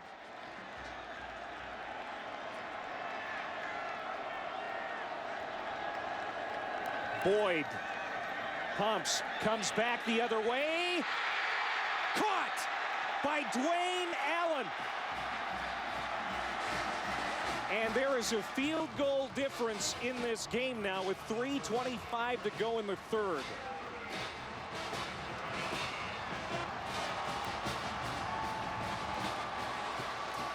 This is going to quickly become the Sammy Watkins show. You see, and that's after the move. He ran a slant and then got up the field. Again, same place on the field, same kind of touchdown catch to go up and get it. And on the 2-point conversion, they ran the throwback screen to the tight end, and a great catch away from his body. And Dabo Swinney realized, you know what? We're going to have adversity, and I'm going to have fun when we come back in this football game. No one enjoys the success more than Dabo Swinney. We saw it after the upset of Auburn earlier in the year. He's been asked about it, and he says, you know what? I'm going to enjoy our victories. I'm going to enjoy our successes in game. You can see that the players appreciate it as well. Well, and the thing that I love about him, what he told us on the phone and down on the field before the game, you work too hard during the week. The fun is in the winning, as only Dabo could say. The fun's in the winning. And I think it's fantastic. I think he's great for college football. He's been unbelievable for Clemson. And they are right back in this football game. Now, they were down 18 at one point in this game. Now just 3. Justice Pickett. He is buried at the 28-yard line. We'll see how Maryland responds now as the momentum belongs with the visitors. Well, the momentum changed after the last touchdown to Sammy Watkins. And Maryland offensively didn't answer. They went 3 and out and had to punt. So now they get another opportunity, and they have got to put something together here on offense. 5-step drop for C.J. Brown. Coxon fires, incomplete. Good coverage by Martin Jenkins, the nickel back, who is in on first down. 2nd and 10. Yeah, it looked like a bang-bang play. Did Jenkins get his hand on the receiver? No, I don't think so. I think that was a good read by Jenkins, and got there just in time and knocked that ball away. Meggett. And And it'll bring up 3rd down and 4 as he picks up about 6 on that play. As we're coming up on 3 minutes to go. If Maryland's going to win this game, they're going to have to convert some 3rd downs. And they have another 3rd down here. They couldn't convert last time on the drive. And it's got to be the legs of C.J. Brown to convert them. Brown does keep it. And he's got the 1st and more. Steps out at the 48 of Clemson. Rashard Hall ran him out after a gain of 18. You see the end collapse. Number 93 there. Just loses contain his assignment, and C.J. Brown, you cannot let him get outside, but give him credit. 3rd downs, I just call that zone read every snap for him. And they do it again here. Meggett takes it away from the quarterback, and he'll pick up about 4 yards. Bring up 2nd down and 6. Christian the tackle. It's taken some time for Gary Croton to learn how to call a game for C.J. Brown. He didn't really know what he had until tonight. He's at LSU the last 4 years as offensive coordinator. This is going to be a short gain as Pickett runs into the arms of Thompson. And I thought it was interesting what Gary Croton told us. He said, when I got here in the spring, I saw 2 quarterbacks. Danny O'Brien was the reigning freshman player of the year. But I saw this kid, C.J. Brown, and I really couldn't tell the difference between the two. They were both really good. It wasn't like I had an A and a B player. I felt like I had 2 A players. Brown was really impressive in that spring game. And here he is dropped. Sacked by Andre Branch, the defensive end, a loss of 2. And now a punting situation for Maryland. But the Terrapins do have a chance to pin Clemson deep with a good punt. Clemson decided to come with some pressure. They're going to come on the outside with the blitz. Nowhere for C.J. Brown to go. And the important thing, if you're going to blitz him, make sure you contain him when you blitz. And Corey Hawkins comes off the edge there and contains him and forces the sack by Branch. Ferrara to punt. Hopkins standing at the 10. This is the 5th punt tonight for the Terrapins. Gets it off in time. It's a high booming kick. Hits at the 6. Oh, and Maryland can't keep it out of the end zone. It's a touchback, and Clemson will have it at the 20, a 45-yard punt. 1 minute and 2 seconds to go here in the 3rd quarter. Let's check in the studio with Anish. This Sports Center right now brought to you by Discover. One unbeaten ACC team went down earlier. Georgia Tech upset by Virginia 24-21. UVA had a bye week to prepare for that triple option. It paid off. And South Carolina head coach Steve Spurrier said he was told running back Marcus Lattimore sprained his knee in today's win against Mississippi State. All right, Anish, thank you very much. And they're going to say that Watkins was down. He made the catch, but he was down. It's a loss of 2. You know, I'm sorry, go ahead. Yeah, no, you get the feeling that Sammy Watkins is just starting to heat up here in the second half, and they're going to try to give him the football any way that they can. And trying to get it to him in space there, but pass was a little low. So now 2nd and 11. As they say, it was a loss of 1. Now pumping is Boyd. Coming back to the football. It was Jerron Brown that time. And he'll pick up 4. So 3rd and long for Clemson. Yeah, you look at the last 3 drives for the Tigers, only 3 minutes and 16 seconds, but look at what the production that they've gotten just shows you how explosive this offense can be.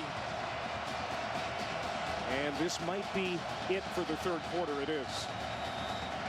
So now Clemson will be going into the wind. There's a little bit of a breeze here tonight. I don't know if it's going to be a significant factor, but thought we'd mention it. As Clemson has a 3rd down and 7 coming up, down by 3 heading into the 4th quarter.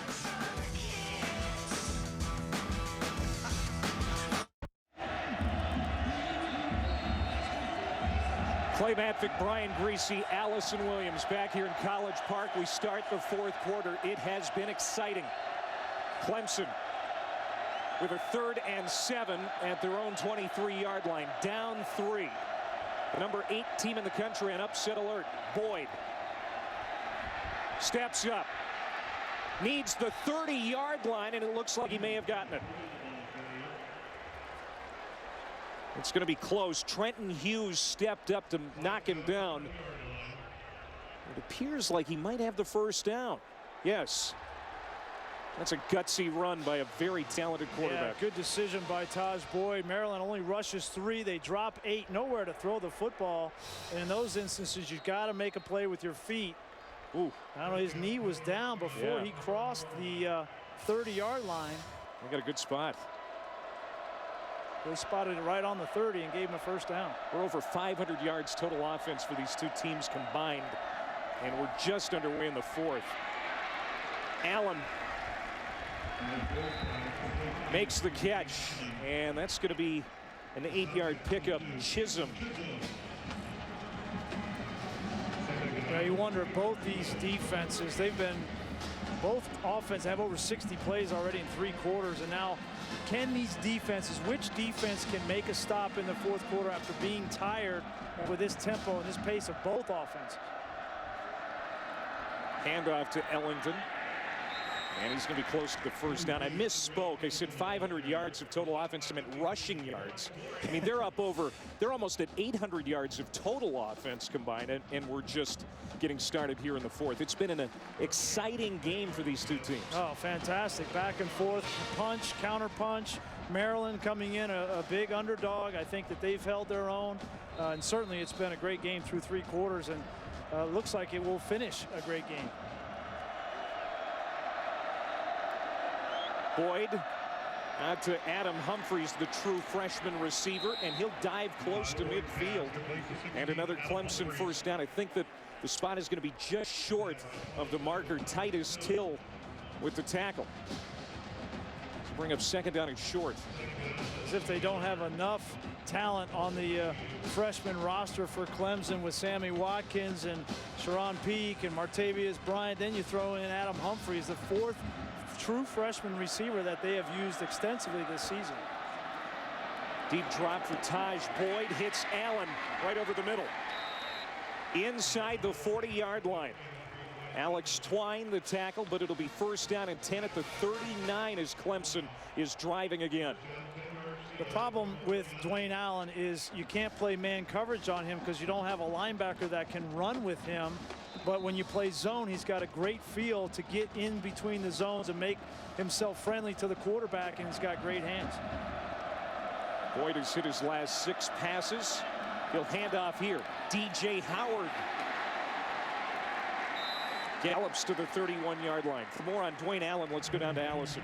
Clay, Dwayne Allen is probably the most vocal guy when he's on the sidelines for this Clemson offense. He was rallying the guys throughout this second half, telling them, listen, we don't care. If we have to score 70, we will score 70. It doesn't matter. And after they cut their deficit to 3, he said they feel the pressure now, guys. They cannot hang with us. We're down 18 in this game, now driving, hoping to take the lead. Boyd, incomplete. He threw it up. And Watkins was the intended receiver.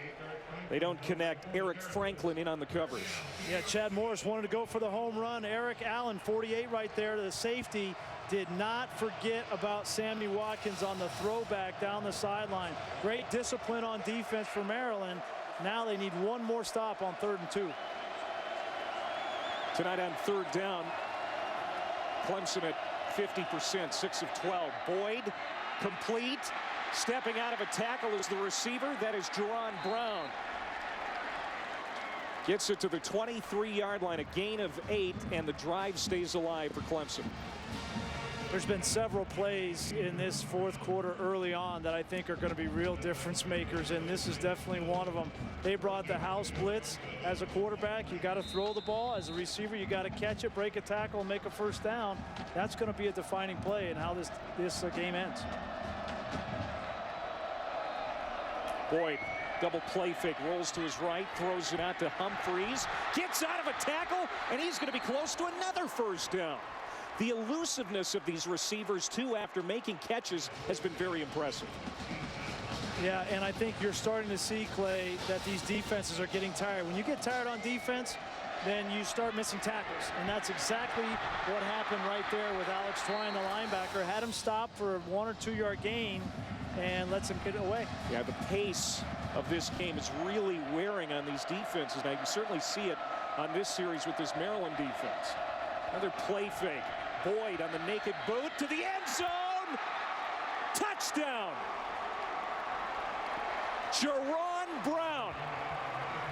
And Clemson goes in front.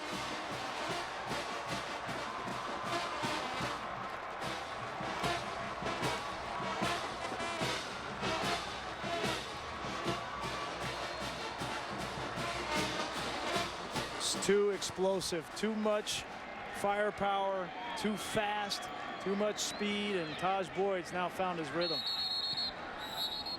And a penalty flag here on the extra point attempt. False start, 67 of the offense. 5-yard penalty. Repeat the try. First Clemson lead since it was 3-0 here tonight, as Davis is called for the false start. We'll back it up 5 yards. And Catanzaro will try again.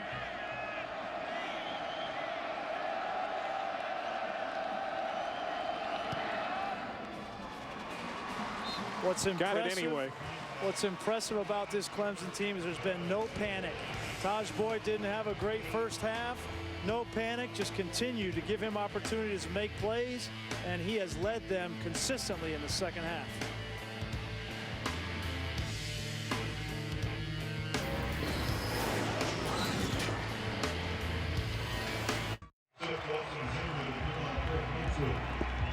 There's the Clemson quarterback, Taj Boyd, who was really dug down here this second half. 12 of 16, 151, and 3 touchdowns since halftime.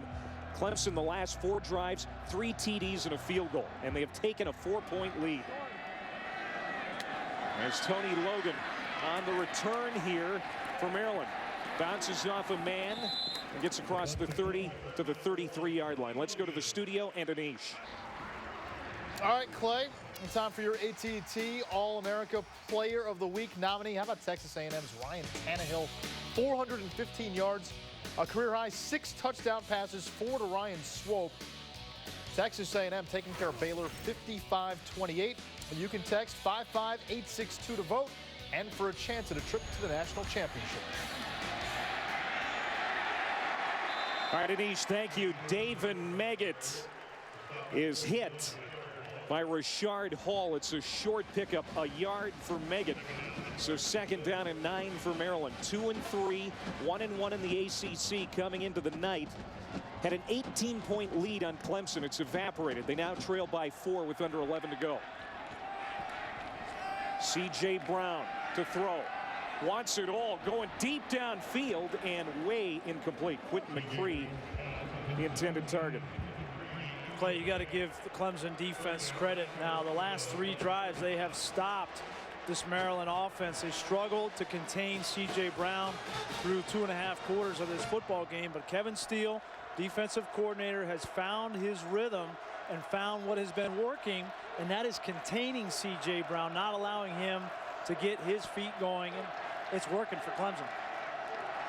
So now big third down for Maryland, trying to keep this drive alive. Brown, first down to Kerry Boykins. Gain of 11. Boykins is becoming a third down guy. That's the 3rd time that he's made a play in third down situations, and I think that C.J. Brown is developing a little bit of chemistry with him, knows where he's going to be. You want a wide receiver on third down that is reliable and that will catch the football, and Boykins has been consistent. So now 2 receivers to either side. And on the zone read, Brown keeps it. And it's going to be another first down. Gain of 10 for Brown. Wow. I got to be honest. He faked me out on that one. Yeah. He waited a long time to pull that back. Chasing Meggett, and I didn't know who had the ball. Brown now 164 on the ground on 19 carries and a rushing touchdown.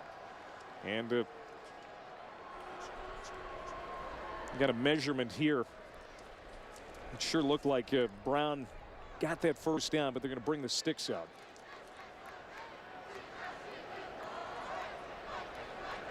There's Randy Edsall Trying to pull the upset here tonight. They got that big win on opening night against Miami here at Bird Stadium, but they've lost the vibe since then. It's going to be short for Maryland. Well, Kevin Steele, the defensive coordinator for Clemson, there he is, 25-year coaching veteran.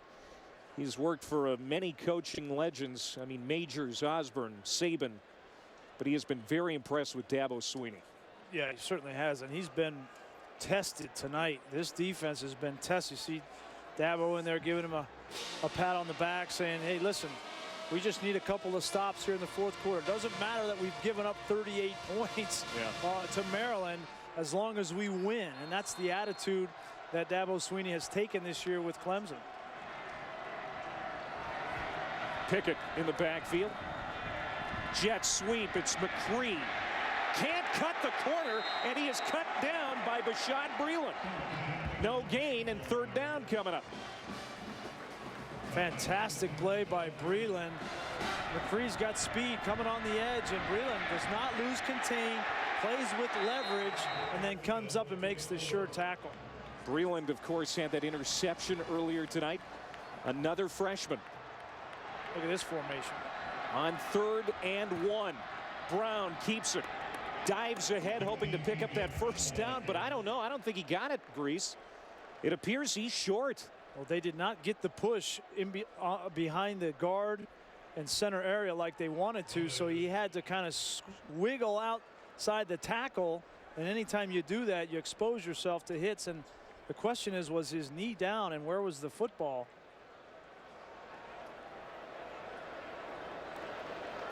Now the question is, if they don't get it, then what do they do on 4th and short? I don't think he got it. Now what?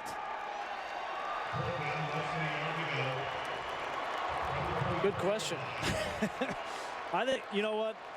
I'd come out and run the football with C.J. Brown. He's done it consistently all night. I wouldn't get into that cramped set. I would come out in a normal zone read set and run the football with C.J. Brown. Give him an option to read the end because it's been successful all night. They've rushed the ball for 265 yards. You can get one more. They spread it out. 3 receivers. And it is the zone read. They hand it off to Meggett. And he runs into the teeth of that Clemson defense. And this will again depend on the spot.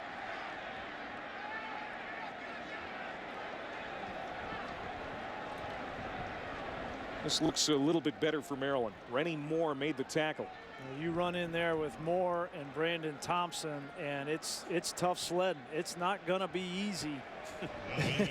And they've marked that ball right on the first down line. So this we'll is see. a measurement again. Yeah, Thompson and Moore, they say that they are the heart and soul of that Clemson defense, and they've shown that tonight. Ooh. Now they got it. The length of the football. It's been that kind of game tonight, Brian. It's been fantastic. Give Davin Meggett credit because there was no hole there, and it was just his effort, energy, and leg drive that got him enough for the first down. The pitch. Boy, and there was nothing there for Boykins on the edge. Jenkins the tackle. Well, you see now that Clemson is anticipating the kinds of plays that C.J. Brown will run. It's the zone read and the option off the read, and they're taking the pitch man, and they're having somebody assigned for C.J. Brown. 9th play of the drive, complete out to their 35-yard line to Boykins. A gain of 7, so 3rd down and about 2 for Maryland. A critical drive for the Terrapins with just over 8 minutes to go. And this is Boykins' territory again here. He's been the guy on 3rd down on the inside of the formation that's made all the plays. Zone read, it's Meggett. And he's going to be close to another first down. Looks like they got it. Thompson did make the stop. This has been an impressive drive play. It hasn't been a real explosive drive, but when they've needed to get the tough yards, they've made them. Season high for rushing tonight for Maryland, 270 on the ground. Brown sets up to throw. Incomplete. Good coverage. No flag down. Boykins the intended target, but Martin Jenkins got in there with a hand to knock it down. This is the same play that Boykins has made. He's going to come back out. They need to run inside with Boykins. Every route that he's run on the inside from the slot has come back outside, and now Clemson is playing that. They need to adjust. Gary Croton needs to have some in-breaking routes from the slot. 2nd and 10 from the 32 of Clemson. Throw incomplete. McCree saw that go through his fingertips. What a throw here. Great throw. Perfect read. It's a nice design of this play. Just get inside, turn around, and catch the football. I mean, that's the second time now that McCree has not given 100% effort to catch the football. And it's got to be, you got to think, is he thinking about getting hit? When it happens once, I give him the benefit of the doubt. If it happens twice, then it's a pattern. So 3rd and 10 now for Maryland. Down 4 with 7:44 to go. And timeout called by Dabo Swinney and Clemson. Charge timeout, Clemson. It's their first charge timeout of the half. Media timeout. And we will take a break as well. A fantastic finish we're in store for here at College Park.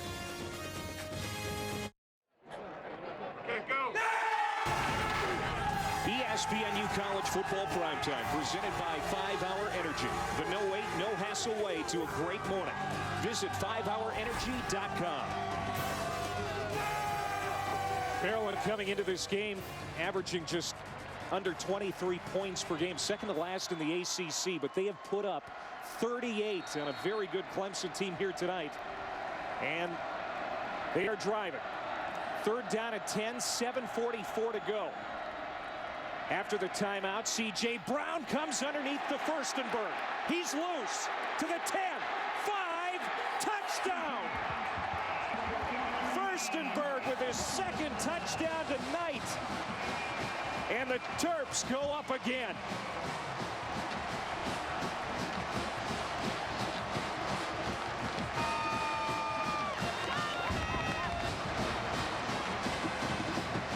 Randy Edsall is smiling.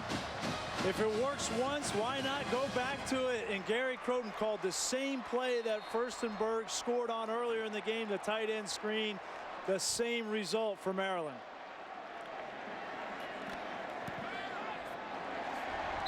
Furstenberg had 1 career touchdown before tonight. That's number 2 tonight, and it's huge. Puts the Terrapins up by a field goal again. Furstenberg with a burst of speed here, known as a big blocker, but he's having a prime-time game with 2 touchdowns, puts his team on top.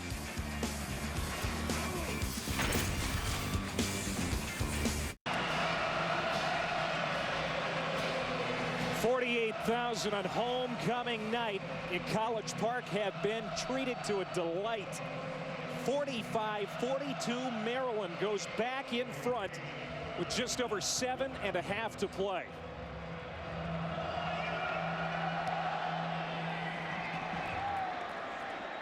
Sammy Watkins from the 11. Look out.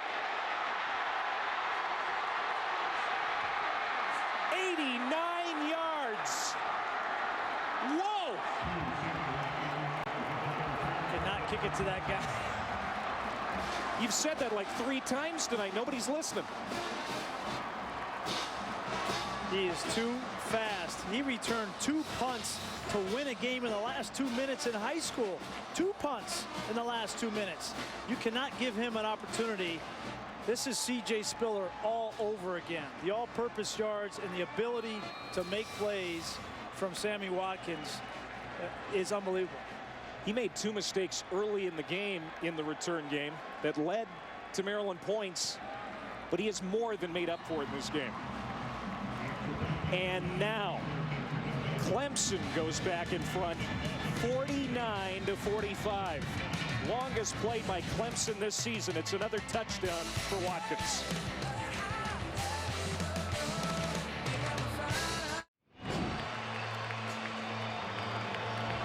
Randy Edsall chewing out his kicker Nick Ferrara for kicking it to Sammy Watkins.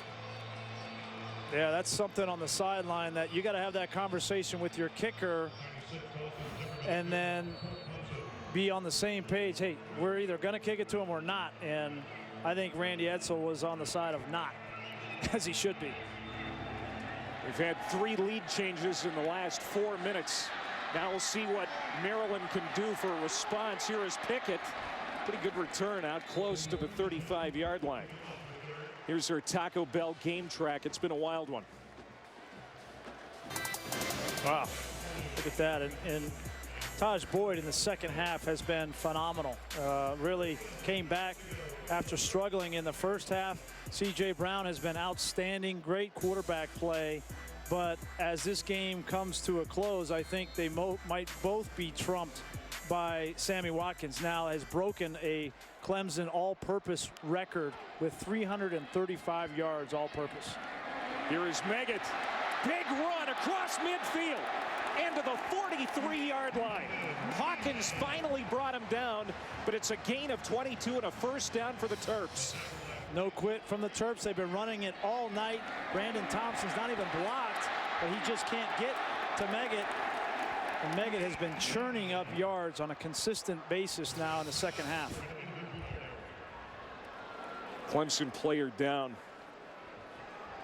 And it's Jonathan Meeks, a junior out of Rock Hill, South Carolina, who's been dynamite as the strong safety for this team this season. Has 3 takeaways, 3 fumble recoveries, and an interception, but he's being looked at right now. Start to get the feeling in this game maybe that whoever has the ball last might win. Yeah. I mean, the Maryland offense has not backed down. They have continued to come up with big play after big play in creative fashion from Gary Croton, and they've got another opportunity here. And as much offense as we have seen tonight, as good as those units have been, which defense is going to make the critical stop? Man, it's hard in the fourth quarter against offenses like this that run so many plays. Both of these offenses over 70 plays, and we're only 7 minutes left in the game. I mean, they've just such a tempo that it's hard to stop them, and then they get tired in the second half. And we've seen that what happens is they start to miss tackles.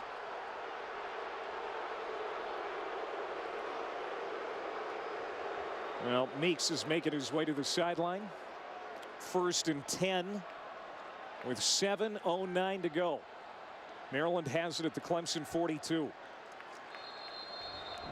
455 yards of total offense for Maryland, 508 for Clemson. Play fake. Screen to Furstenberg. Like a baby bull to the 37-yard line. Christian brings him down. It's a gain of 5. Croton told us this week they love his toughness. Furstenberg is impressive. I mean, we've seen 2 very good tight ends in Dwayne Allen and now Furstenberg. He's got great. That was not an easy catch. And then to bowl over the defender, I mean, he's got a nice package of blocking and catching that he will take maybe to the NFL. And that time they shot it out to Furstenberg again, but it's incomplete. Furstenberg, 5 catches for 104 yards and a couple of touchdowns, but they can't connect there. So now 3rd and 5. They're still trying to feed him, though. I mean, he has not been the go-to guy consistently this season for Maryland, but he certainly has been tonight. 2-down territory here? I don't know. It depends on what the 4th down situation looks like here. Well, they call a timeout with 6.5 to go.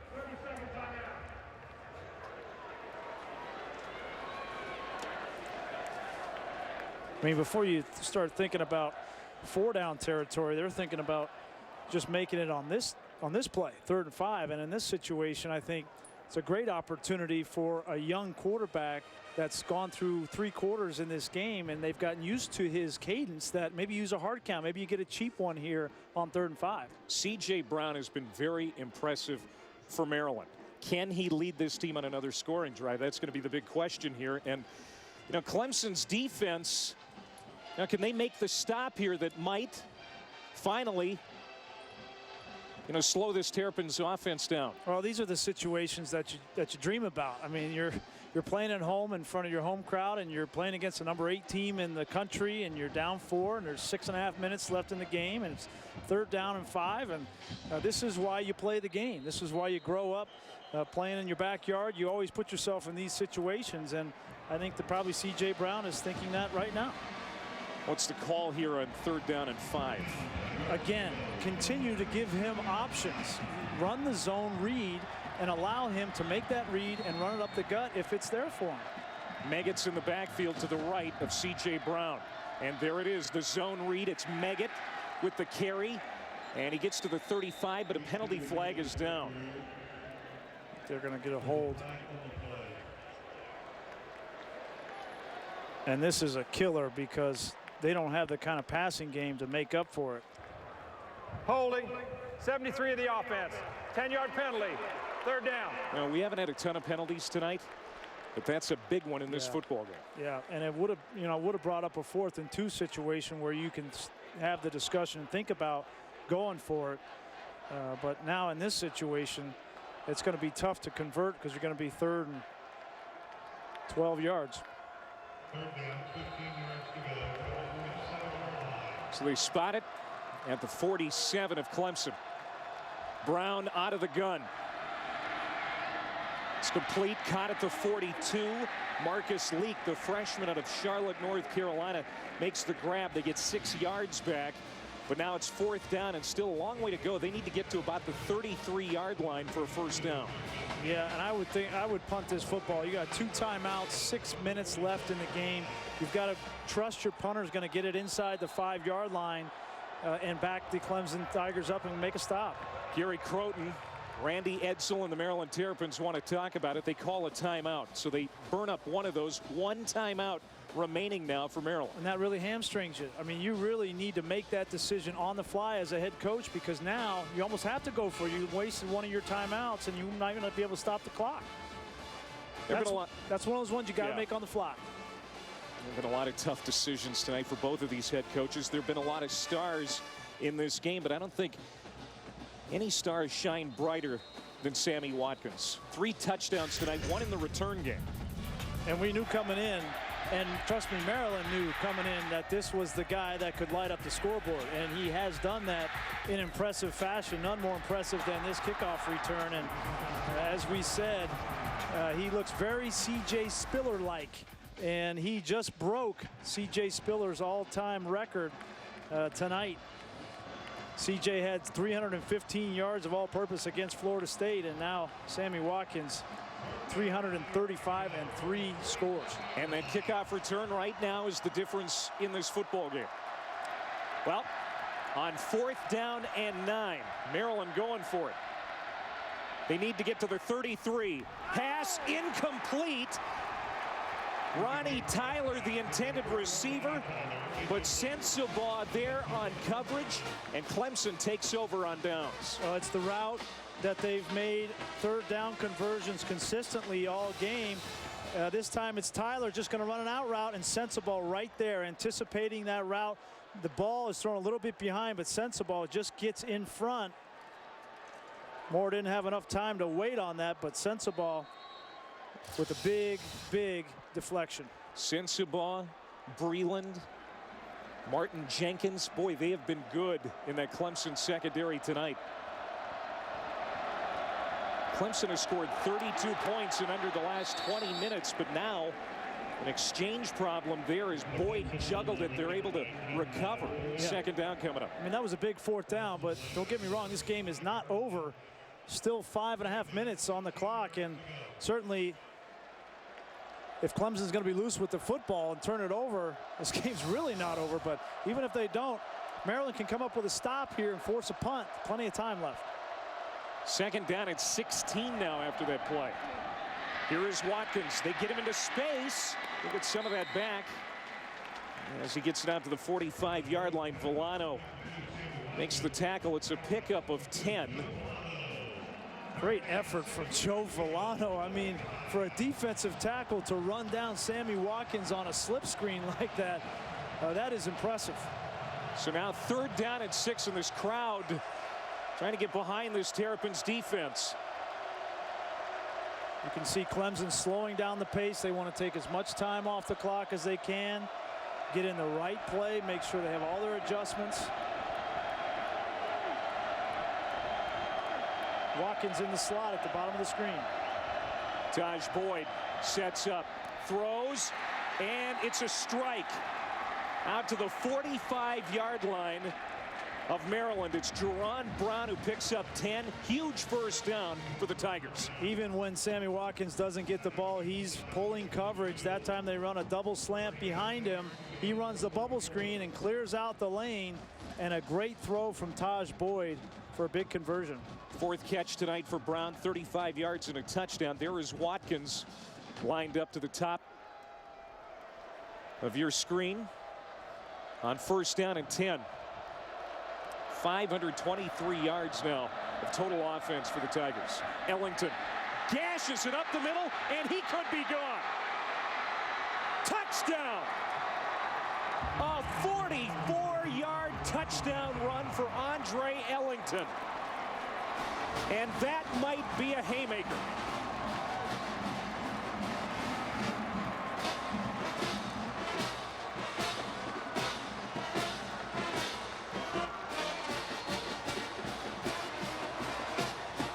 This turned into a track meet here in the fourth quarter. I don't know who's faster.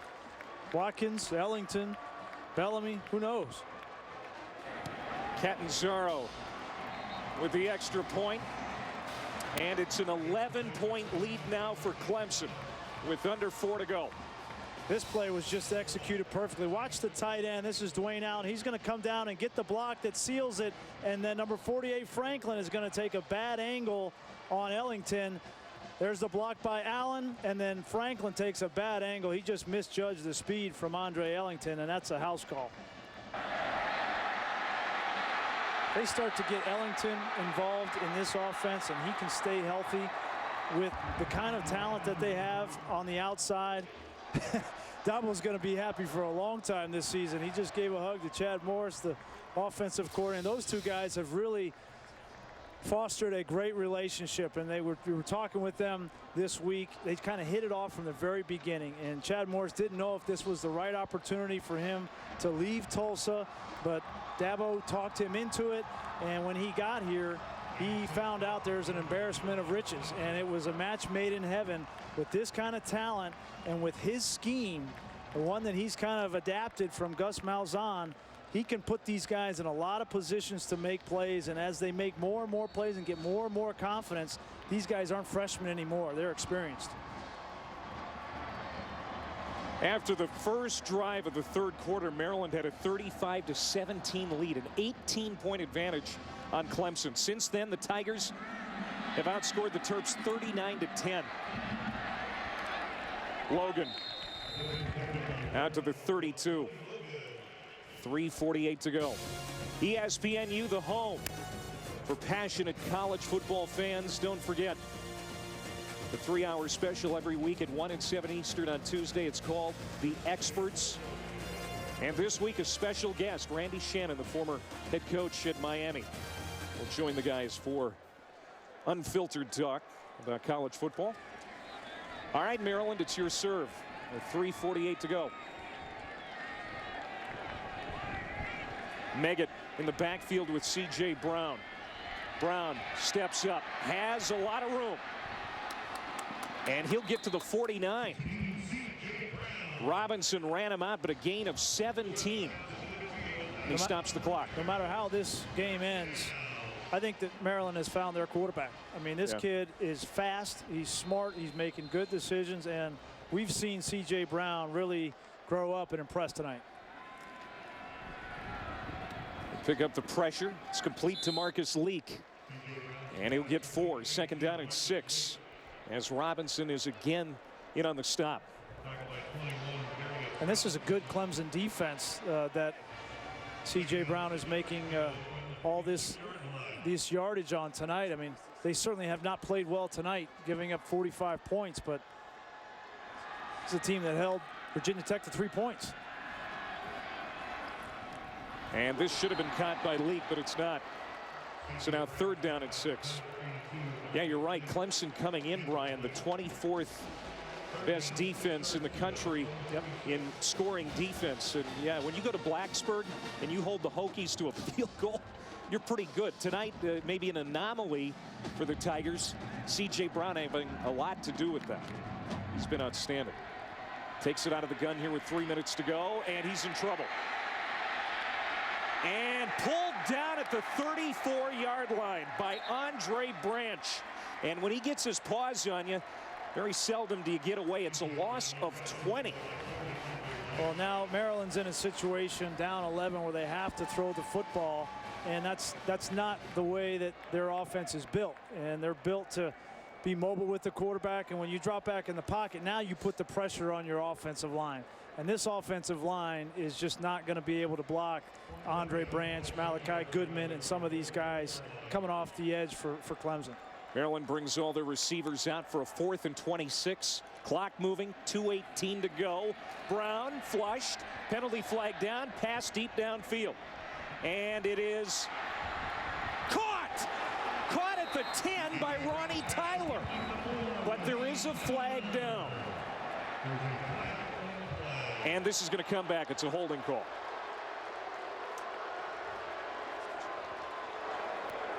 Holding against the offense. 10 yards from previous spot. 4th down.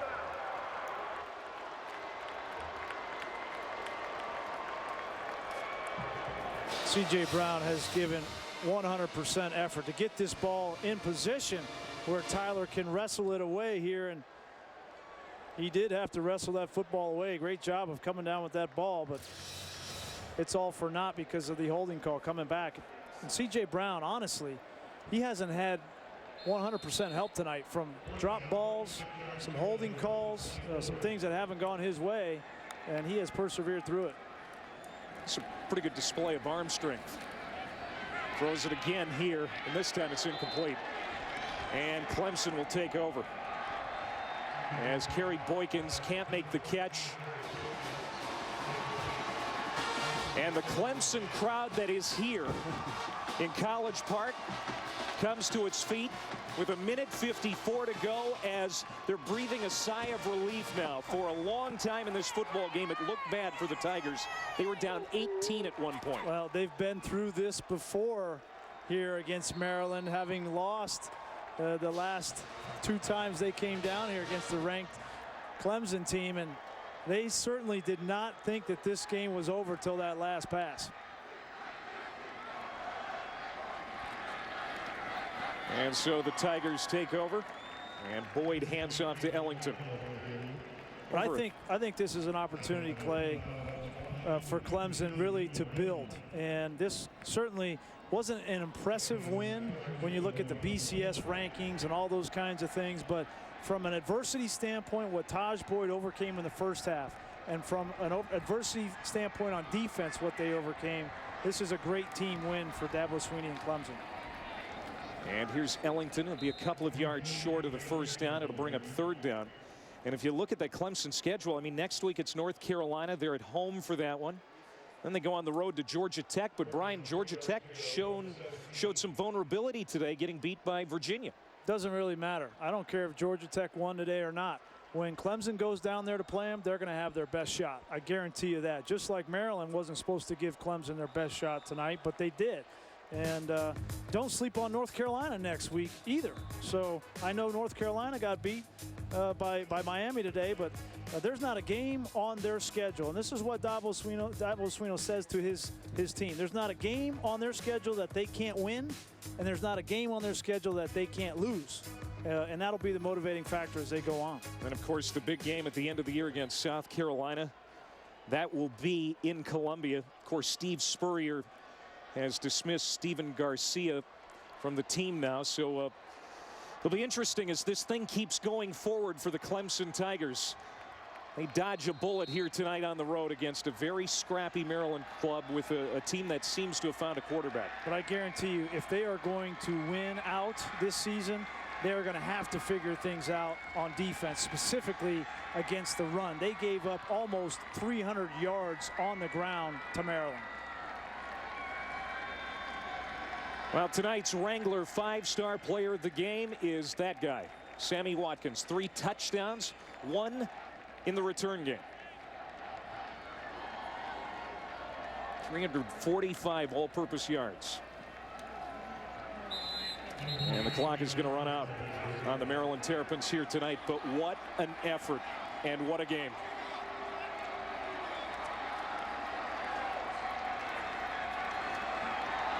C.J. Brown, 339 total yards and 4 touchdowns. Boyd, 270 passing, 4 touchdowns. I mean, it was a track meet, like you said. But number 8 perseveres and prevails. 56-45 the final. Dabo Swinney just got out of the reach of that Gatorade. Dabo says the fun's in the winning. Well, you better have fun with that Gatorade back. They'll enjoy this one for a short amount of time. Trust me, they'll look at this film and learn a lot from it. 56-45 the final. This has been a presentation of ESPN, the worldwide leader in sports. For Brian Greasy, Allison Williams, and our entire crew, I'm Clay Matvick saying so long for College Park. For now, we're going to have post-game reaction in moments. But for now, let's go back to Anish. Fans, thank you for attending tonight's game. Please travel home safely.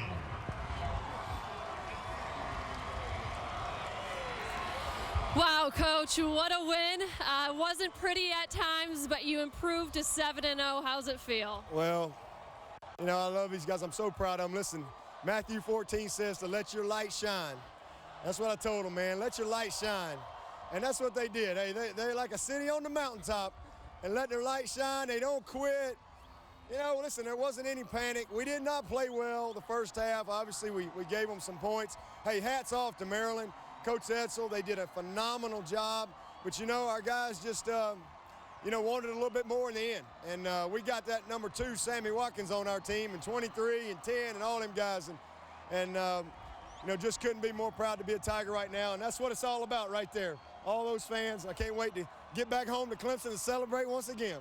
It really was a team effort on offense. You just rattled off some of the numbers of the guys that were so impressive. But it seemed Taj Boyd had to overcome some adversity after a tough start. How did he respond? He played awful in the first quarter. I mean, just played bad. And, you know, but he's a competitor. He's a winner. He came back, made some big plays. I mean, everybody contributed. We ran the football.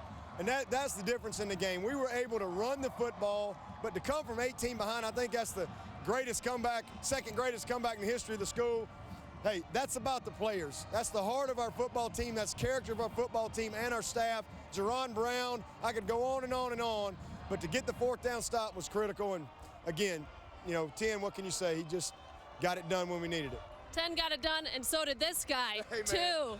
Sammy Watkins, what a game. 345 total yards, 3 touchdowns. A deserved high five from your coach. First of all, how are you feeling after that sort of effort? I'm feeling great. You know, first beginning of the game, I had a mess up, but my team and my coaches just kept standing me there. Just all right, just put that behind. That's what I did, and we all came together as a team and just came in and just played. One of your 6 points came on a big kickoff return. Take us through that. What did you see, and when did you realize you broke it? The coaches just stayed on us all weekend about special teams and stuff like that, and we just always practiced it hard this week because we knew we can kind of break it out this game. And then coaches just in the huddle just stand on me and just like, hey, listen, we need this. It's a big game. Big players make big plays. And I told the guys I was blocking for them, just block, just make this one block. And this time, the last kickoff return, I trusted them because I wasn't really reading them at first, and I trusted them, then I broke it out. Sammy, this is just your 7th game of collegiate football, and you are putting up some insane numbers. How do you explain the success you have had so early in your career? I just say the coach and the people I'm surrounded around, and just being in the room and just studying my plays, studying with my coaches and everything, and just being patient and letting everything come. Sammy, thanks for the time. You're welcome. Guys, back to you.